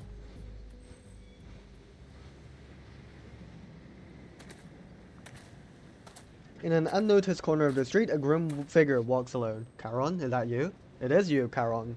Still wearing that that blanket over your head. Yeah, I don't know what's under that hood, but I guess it's best for us not to know, I guess. Charon's work in Montpellier is over, and even now, on the eve of a ceasefire, there are many corpses on the front line waiting for him. His disjointed thoughts dwell on the horse that once accompanied him. Will Andreas ever return? But loss has ever been his first companion. Resigned, he shuffles down the road away from Montpellier. Hey, sir! Mr. Charon! Hello, Meryl. Meryl runs up to him, arriving out of breath. You leaving already? Marsha told me you're heading back to the front. She speaks the truth. And you are? Oh, right. You don't know me. But Marsha told me loads about you. You know Marsha, don't you? Charon struggles to remember, piecing together Marsha's appearance from his shattered memories. Yes. The night. I remember. Spectacular, buddy. Great. I'm heading to the front as well. Do you want to... or, I mean, could you please join our convoy? You wish for me to join you? You know the front better than anyone. Meryl digs into her pocket, fishing out half a bar of chocolate that has been carefully resealed and wrapped, and slips it into Karen's hand. Let's go. Karen, do you like chocolate? You better do. Please, Mr. Charon, come with us. We could really use your help. Yep, and enjoy that chocolate. Nice.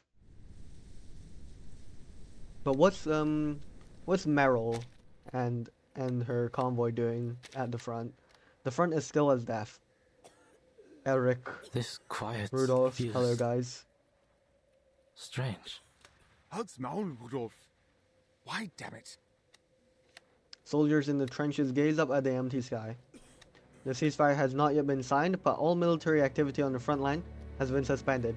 Yet the soldiers still man their trenches, hoping desperately to go home. Why did Willy and Franz have to... Eric rubs his face, his calloused fingers twisting his features with stress. 6 hours have now passed since the last time a shell exploded or a machine gun rattled. Yet the quiet has a strangeness of its own. The faint cold wind shivers the lines of barbed wire with audible tensile contractions. So, who won in the end? It doesn't matter anymore. Does it matter? Exactly. Rudolph's head sways between a nod and a shake. Then, should we start packing up? I just hope this isn't jinxing anything. Sure. You can finally take all those notebooks of yours back home. Weren't you planning to turn them into a book? Nice. we're all saying like happy things, and I really hope nothing terrible happens. Yeah, but I don't know. Maybe once I stop being a soldier, my motivation to write will stop too. What about you, Erich? What will you do? Make bread, I think. My family runs a bakery. I can already see it. My old man cracking open his finest bottle of Spätburgunder when I arrive. That's great, man. You know what? Let's stop thinking that something bad is going to happen and just embrace that we are all having a wholesome, happy moment and the war is coming to an end, okay? Because that's exactly what's happening. And, yeah. Let's go. An idea crosses Eric's mind. What's your idea, buddy? Speaking of which, I bet we can go and ask the boys on the other side for some food and drinks. They've got wine and soft white bread. At least, that's what Peove said. I wouldn't mind some canned peaches. That does sound pretty nice. Fine. I'll get you your peaches. I guess I really am your Hauptmann, huh? He scrounges around for a bit of scrap cloth, then ties it to a rifle, intending it to be a peace flag. Erich, do not hurry to leave the trenches. Have patience. Yeah, for real. Not now, buddy. Wait till it's confirmed, okay? Charon slinks back into the trench without a word. Eric drops his rifle for now and steps toward Charon. Oh, Charon, you're back. Any news? The delegations from various nations have arrived in Montpellier. The armistice will be signed in 48 hours. It is best to avoid any unnecessary danger until then. Okay, 48 hours. Okay, 48 hours. It's not today. I thought it was today, but we've still got 2 days. That's okay. That's okay. Let's just chill, relax. I'm starving, Charon. You didn't bring any food, did you? Chocolate. We have the chocolate from Meryl. I don't know if Carol ate it. Let's go, Meryl. Goat. The new voice catches Eric off guard. Who are you?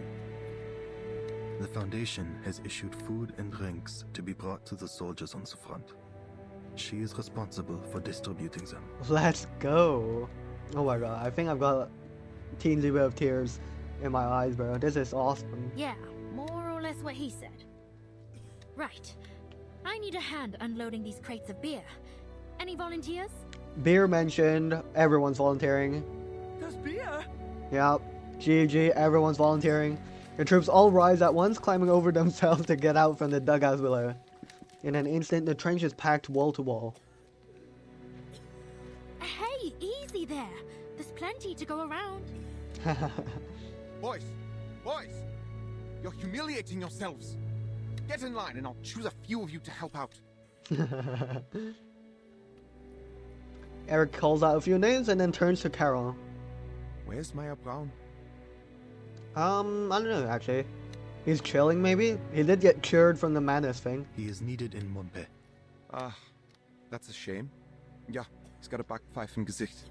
Ugh, who cares? The war's over.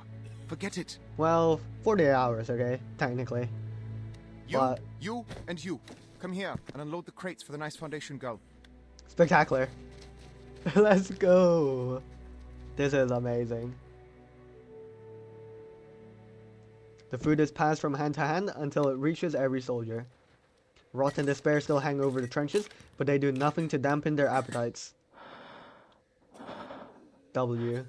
Rudolph cups a butter cake in his hands, desperately afraid of crumbling it. He hasn't seen such soft and bright food in a long time. Then all at once he stuffs it into his mouth. Eric hurries over to his side, shoving a mug of golden lager into his hands. Come on, Prost! Fine. Cheers. Count me in. Prost. Oh, Meryl joining in. How do you say it? Prost? Count me in. Prost. Prost. Is that how you say it? I don't know. The metal cups tap rhythmically, shaping into a joyful and bright tune. From far across the field, their clinking percussion is met with raucous singing voices.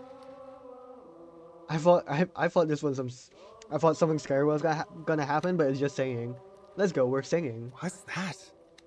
Do you boys hear us singing? I hear it too, from the other side. Yeah, I thought it might be the Why other are they side. singing? We're celebrating, bro. We're happy. Oh, right. These are humanitarian rations. They've been given to the other side too. W. They're probably celebrating. Let's go. Eric jumps over the top, waving his whitish flag toward the other side. Geisier! Come on, boys. Let's make some noise ourselves. Closer, you bastards over there. You understand what I'm saying? Prost! Santé! No way they actually replied. Wait, that's so based. Oh, wait, I didn't realize they were that close to each other that they could actually yell and hear each other. Nah, this is so wholesome. This is awesome. To peace! Let's go! To life! Yay! Oh, this is awesome, man. We did it! Well, actually 40 hours to go, but we did it! We did it! Even the soldiers are all happy and stuff. The ceasefire celebration stretches late into the night. Carol watches the festivities crouched in a dim corner of the trench. Hey, what are you doing holed up here alone? Despite his best efforts, he is noticed. Carol lifts his head. The presence of the dead is not fitting among such joy. What are you talking about? You fit in perfectly. She waves a can of sausages and a paper-wrapped candy. I mean, I know you don't exactly eat much, but you can still enjoy the taste of the stuff, right? I even know a guy with a fish tank for a head who Ulrich. eats every once in a while. That said, I've never actually seen him do it. Does he just pour the coffee straight into his fish tank or what? The offer is heard, but refused. Such things have better use to you. Seriously? Aren't you ever hungry? There is always hunger within me. Ooh, that's a bit edgy. But food should be saved for the living. Eat well while you can. Stay alive. Well, you're not wrong, but I wouldn't exactly put it like that. Come on, take it. Hound's always poking fun at me for eating too much anyway. Hound? Yeah, that's the guy. That's like Kratos' #1 hater, you know? I think we heard him earlier talking over the phone as well, saying that that Kratos needs to get therapy for his paranoia with Manus. Oh, never mind. Just take it, alright? It's not like it's easy to get a decent meal out here on the front. No longer insisting on soliciting Karen's opinion, Merrill slips the cans into his coat pocket while touching the cold plastic wrapping of the chocolates. He still hasn't eaten them. Oh wait, or he has. Because it's just a plastic wrapping. Oh, at least try the chocolate in your pocket. Oh, he hasn't. It'll Okay, melt my if bad. you leave it in there much longer anyway. My bad. I thought only the wrapper was left, but yeah, no, he still hasn't eaten that. Come on, buddy, eat it, bro.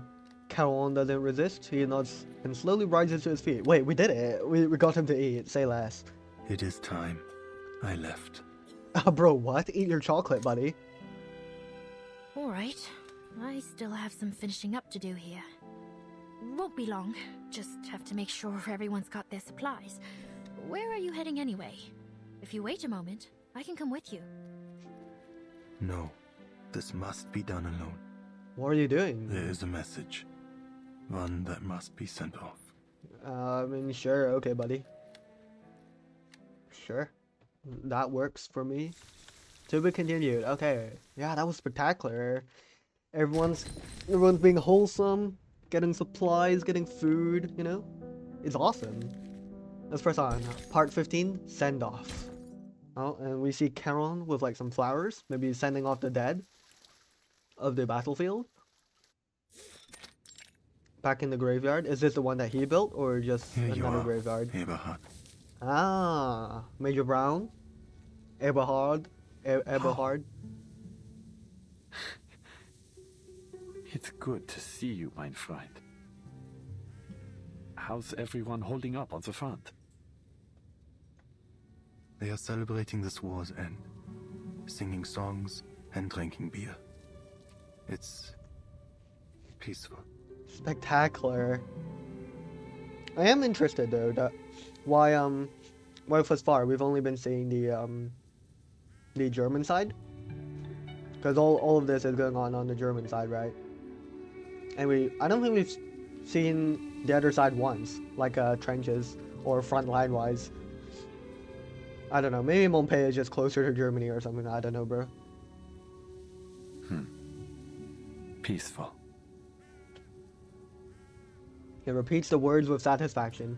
Eberhard's spirit has changed significantly from the last time they met. It's unexpected that the Foundation would allow you to move so freely. Yeah, I thought so as well. I'm like, they're just letting him roam around. No, my duty is done. I have no place in Montpellier. No place among suits and politics. He exhales, stretching in the crisp morning air. That red-haired official agreed to let me go for a walk every once in a while. He said, someone will keep an eye on you. Hound. Whatever. It's Hound. It's got to be Hound. Hound's always spying on people. I don't think we've seen his actual face yet, as well. It's getting cold. But I enjoy a crisp winter morning like this. It reminds me of our days as students. Remember? We had to get up before dawn. I was lazier than you. I wouldn't wake up until you rode your bicycle to my window and shouted my name. Then the two of us would miss Latin class, just as Walter did. Yeah, I don't blame him. Latin class was hell. Walter. He was a good lad. Paul removes a crumpled envelope from inside his jacket. That's a message? This parcel is to be delivered to you. There's a letter within it from Herr Mühlenberger, addressed to those of us in Class 3. Herr Mühlenberger? I was planning to visit him during my home leave, but... well, you know what happened back home. But he doesn't have a clue about what happened out here. What use is this letter? You and I are the only two class members left since the fall of Montpellier. Damn. All right. Let's hear it, Paul. Steadying his breath, Paul tears it open. He unfolds the letter. Meine lieben Schüler und ehrenwerte Soldaten. Der Krieg hat einen kritischen Punkt erreicht. Und als euer Lehrer ist es meine Pflicht, euren Mut zu stärken. Well, morale's already pretty high, but sure, we can boost it higher. Ich weiß, dass die Sicht auf den Krieg von der Front aus begrenzter sein könnte, als für uns im Vaterland. Lasst mich also klarstellen, der Sieg ist in unserer Reichweite. Why are we still talking about victory, bro? Obwohl das Leben an der Front hart ist, denkt daran, dies ist ein Opfer für eine größere Sache. Lasst daher euer Leiden süß sein. Bruh, what are we saying, buddy? We're saying some goofy things. Dies wird der glorreichste Moment eures Lebens sein. Und wie ich euch beigebracht habe, wird es uns vielleicht eines Tages gefallen, diese Dinge zu erinnern. Interesting. Hört ihn euch an. Er hat sogar Lucans Gedicht zitiert. Oder war es Virgil? Es ist höchstwahrscheinlich Virgil. Er hat ihn unten zitiert. Ardentis Fortuna Iovat. Fortune favors the bold. Das Zitat über das Erinnern. Wie sagt man es nochmal auf Latein? Forsan. Haec. Und dann was? Das Et fehlt, Eberhard. Forsan et haec. Olim memenisse juvebit. Ja, genau das. Dieser alte Fatzke. Er hat geschummelt. Das sind nicht mal seine Worte. Was für ein Dummkopf. Er weiß nicht, wovon er spricht.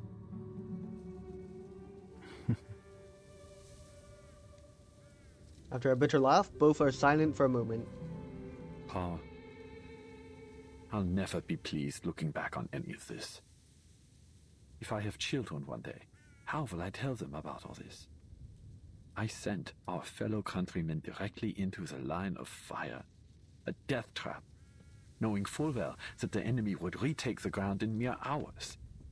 Young lives, lost one after another. And for what? Some senseless orders? I've heard enough. Put the letter away. Paul slowly folds up the letter. Eberhard, however, snatches up the letterhead, crumples it into a ball, and throws it into the weeds beside the monument. Hey now, no littering. There is no more fighting, and for the first time in a long time, the day passes without the thunder of artillery. The sunlight falls on blades of grass, tombstones, and birds in the air. Their songs finally can be heard once more. This feeling. I've never felt it before. It's as though, for this one moment, I can... No. I have already taken control of my future.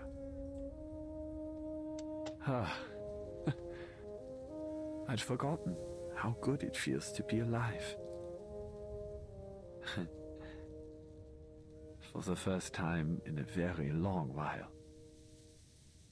The choices I've made may be irreversible. But I've made up my mind. There is only one path for me now. What path is that, buddy? He looks to the top of the hill and starts climbing. Do you not wish to continue your studies? Your writings are surely safely stored in the school's archives. Would you return to school, Paul? It is unlikely. But you still may. For what? For knowledge? A diploma? That might have mattered to the old me. But I'm no longer that boy. Eberhard. It's too late, my friend. Far too late. I need some time alone.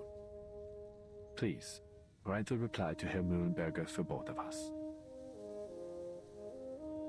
The weather is unseasonably mild, and Eberhard begins to climb the hill like a student on a field trip.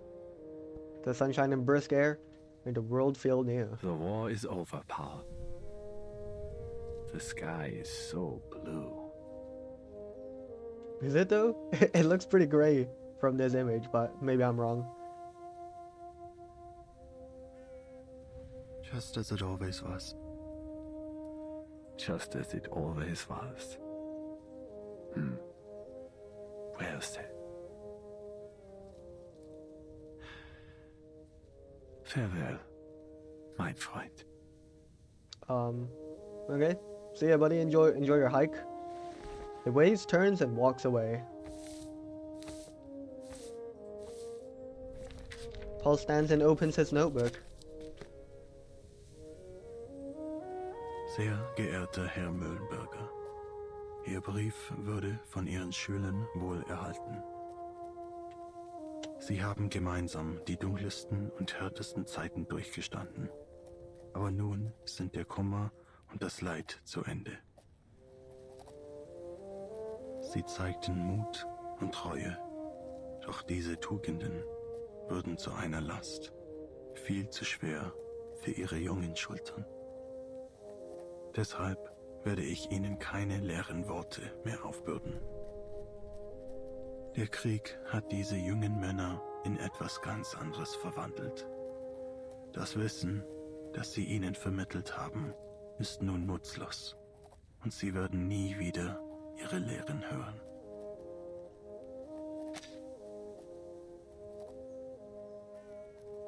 Zu diesem Zeitpunkt muss ich Ihnen mit schwerem Herzen mitteilen, dass... Oh! No, Ebenhard. Oh, Ebenhard, I thought you were just gonna go on a nice hike and not die. Alle ihre Schüler aus der Klasse 3 sind gefallen. Oh, what the flip? No, you should have just gone on a hike, Ebenhard. I mean, I know what you've done, you know, when you got like controlled by Manus, but oh my god.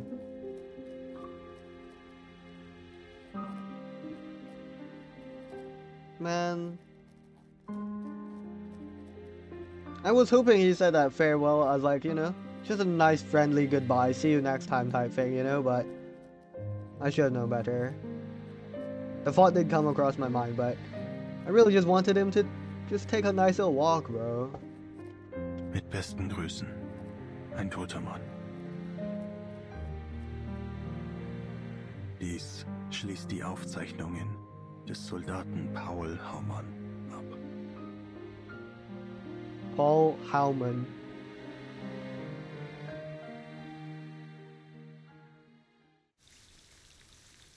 Well, that sucks. Rest in peace, Ebenhard. Oh my god, he's on the cover of this thing. Well, we've got one more part to go today. Let's read this trace first. Lost history. What once represented new beginnings now only heralds an end.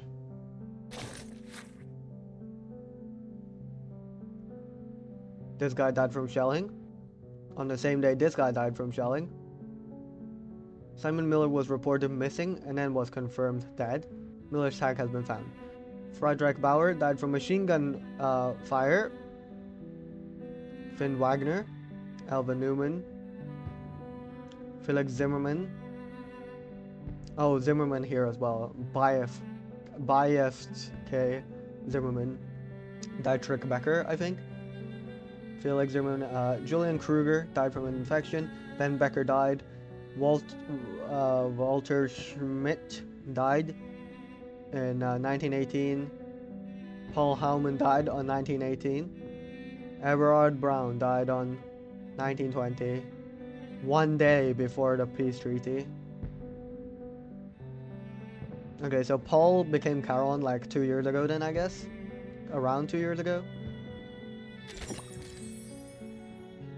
Rest in peace to all of those people. Let's press on. One more part for today. Part 16, an unfulfilled prophecy. What prophecy do we have to fulfill? We're back here at the monastery, sanctuary. Ladislas hasn't spoken a word since news of the ceasefire reached their sanctuary. Lol. Lol. He's been kneeling at the altar for days, having eaten next to nothing. Always thin, he now looks more like a jagged stone obelisk than a man. What am I to do, mon petit chou? You will not so much as touch the biscuits I baked for him. Never have I seen him in such a state. The woman clasps her hand to her chest, worried but helpless. Ladislas. She gently calls out to him. The war has ended, not as he foretold. It may take some time ere he is able to free himself of his guilt.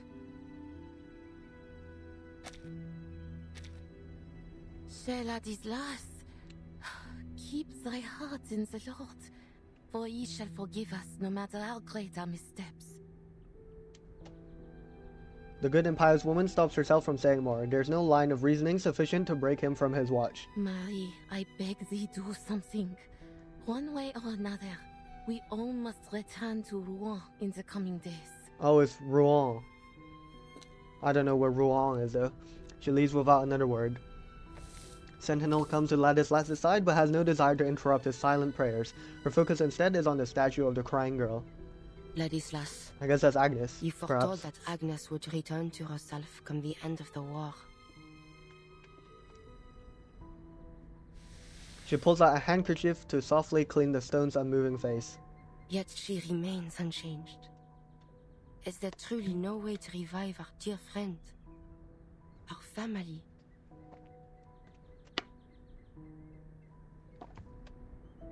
Once again, she receives only a humbling, guilt-ridden silence. Marie? Oh, Hello, Marcia. Oh, we're on a first name basis. Oh wait, no, what am I talking about? Like, she literally told us her name. So I guess we would use it, innit?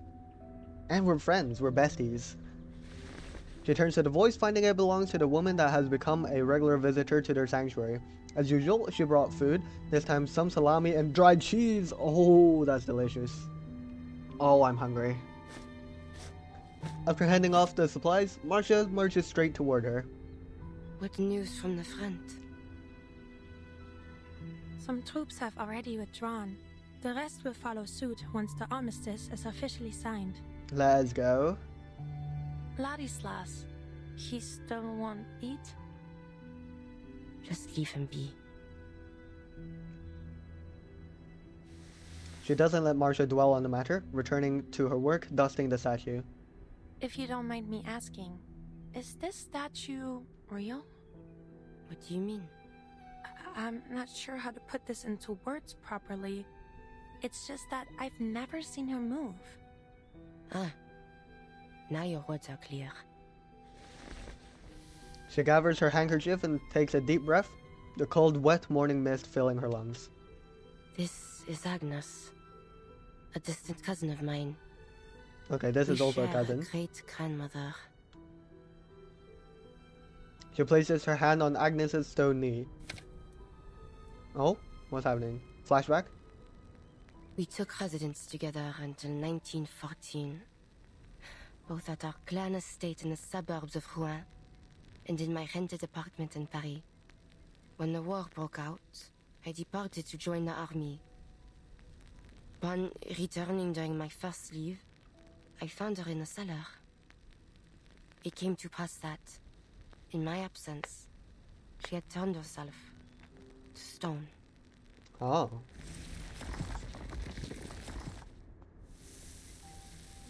But why? She can stay in this form as she pleases? Only so long as her heart yet beats. Were she to turn to stone from within, she would be unable to restore her body to flesh. But Ladislas informed me of another possibility. He said Agnes's petrification was an extraordinary act of self-sacrifice, and that this sacrifice was also a prophecy. Gargoyles were not to coexist with this war. He said that a miracle would occur, that Agnes would be freed from her petrification. I thought it might have been true. She glances toward Ladislas, still kneeling. But I suppose it was not. Agnes has shown no signs of recovery. There must be another way. The gargoyle shakes her head, disheartened. If only there were. If only I knew of one. But there is very little I know of our bloodline. While the young of my kin generally receive a traditional education from within the clan, my grandmother supported my decision to attend a secular school in my youth. I resided in a small rented apartment in Paris for some time, hoping to enroll at Lonsad. That was until the war broke out. Sentinel forces herself to look into Marcia's eyes. This war, well, you have seen the face of it. It takes but one shot to end a life. And this war has hurt millions. Friends, family, loved ones. I have lost far too many. Marie. Forget it. Tell me, have you yet time today? Oh? What are we gonna do? Have a nice walk up the hill and not shoot ourselves? That would be great. What do you want to do? Take a stroll. I've spent far too much time in the monastery. We are taking a walk. Let's go. On the hill, maybe? Maybe not near the graveyard, though.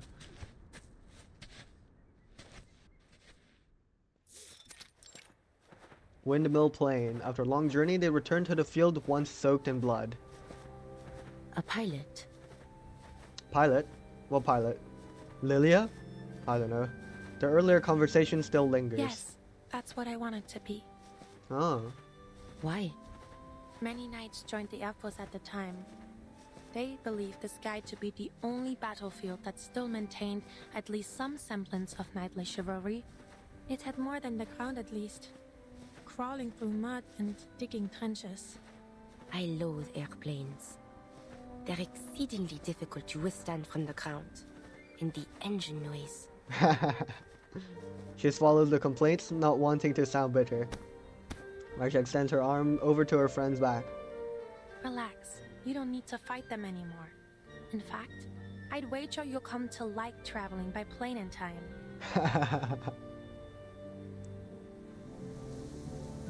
She turns to the sea of grass rippling in the wind. Corpses that lay yonder. Did you see them earlier? No. Perhaps Charon had already buried them. Most likely. He is an interesting fellow, if not strange. And kind too. Without him, you and I would certainly have fought again at the graveyard.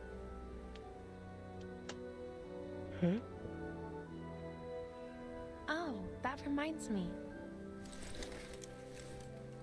Suddenly, she bends down, rummaging in the roadside dirt. Bro, what did we leave in the dirt? What? We left like a... I don't know. You threw a smoke grenade at me. Oh, and we're throwing dirt at each other. Lol. Hey. We're actually frolicking. We're frolicking on the field right now. That's pretty wholesome.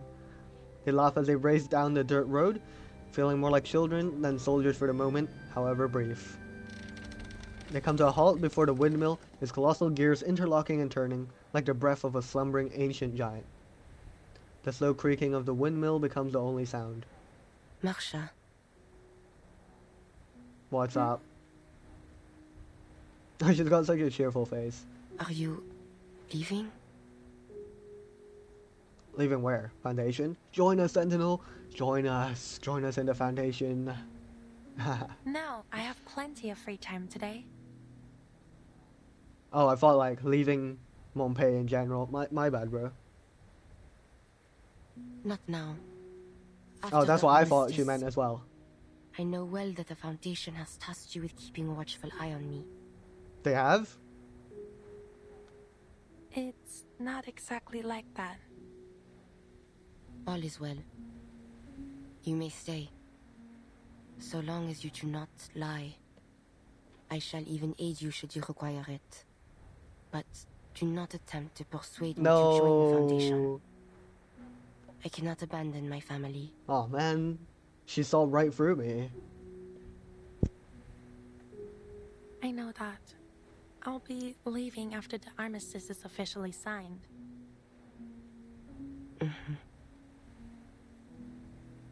What's this sigh? Oh, that's a horse. Andreas, is that you? It comes from the windmill. Is it Andreas, the legendary horse Sounds like a horse of to Paul? Yeah, it does. A horse. It's Andreas. They cautiously approach the windmill's entrance. Goofy music. Sentinel moves ahead of Marcia, turning her body sideways and hardens into stone to give a weighty push on the door. Warhorse. Hello, Warhorse. Wow, what a beauty. I couldn't really fully catch a horse. Could we get like a full view of the horse? A horse indeed.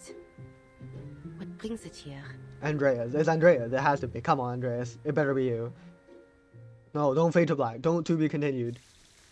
Okay, we're gonna have an Andreas cliffhanger. Okay, I hope it's Andreas because it'll be so cool if it's Charon's horse.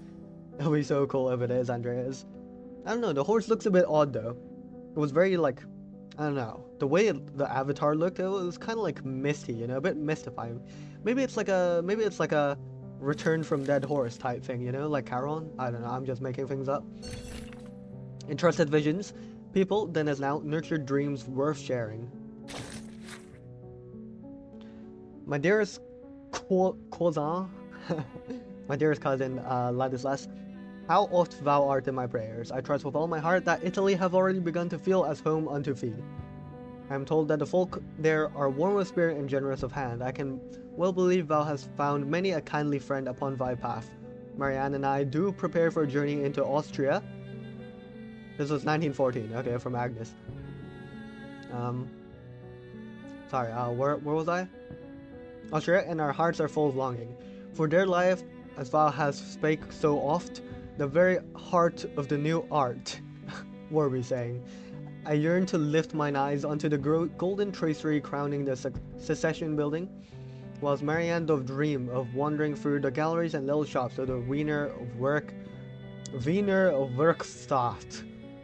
We have set our minds also upon the Karlskirche, Fische von Erlach's great Baroque church. They say its 19 stained glass windows shine as jewels, and its nave holdeth a majesty not soon forgotten.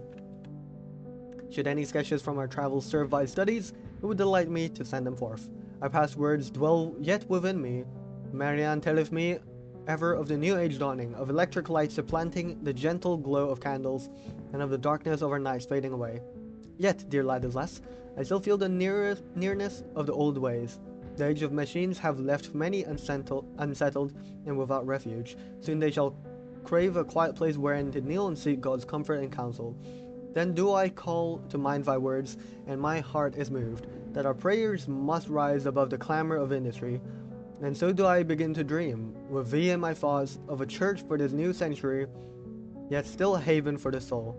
Though our cousin smileth at such fancies, her words have sown new imaginings in me, and I have begun to set them down in drawings. Mayhap to raise such a place would take 10, even 15 years, yet it comforteth me to picture thee by my side when the time cometh, helping to bring our vision to life. Thou art ever in my thoughts and ever in my prayers. With all my love, Agnes.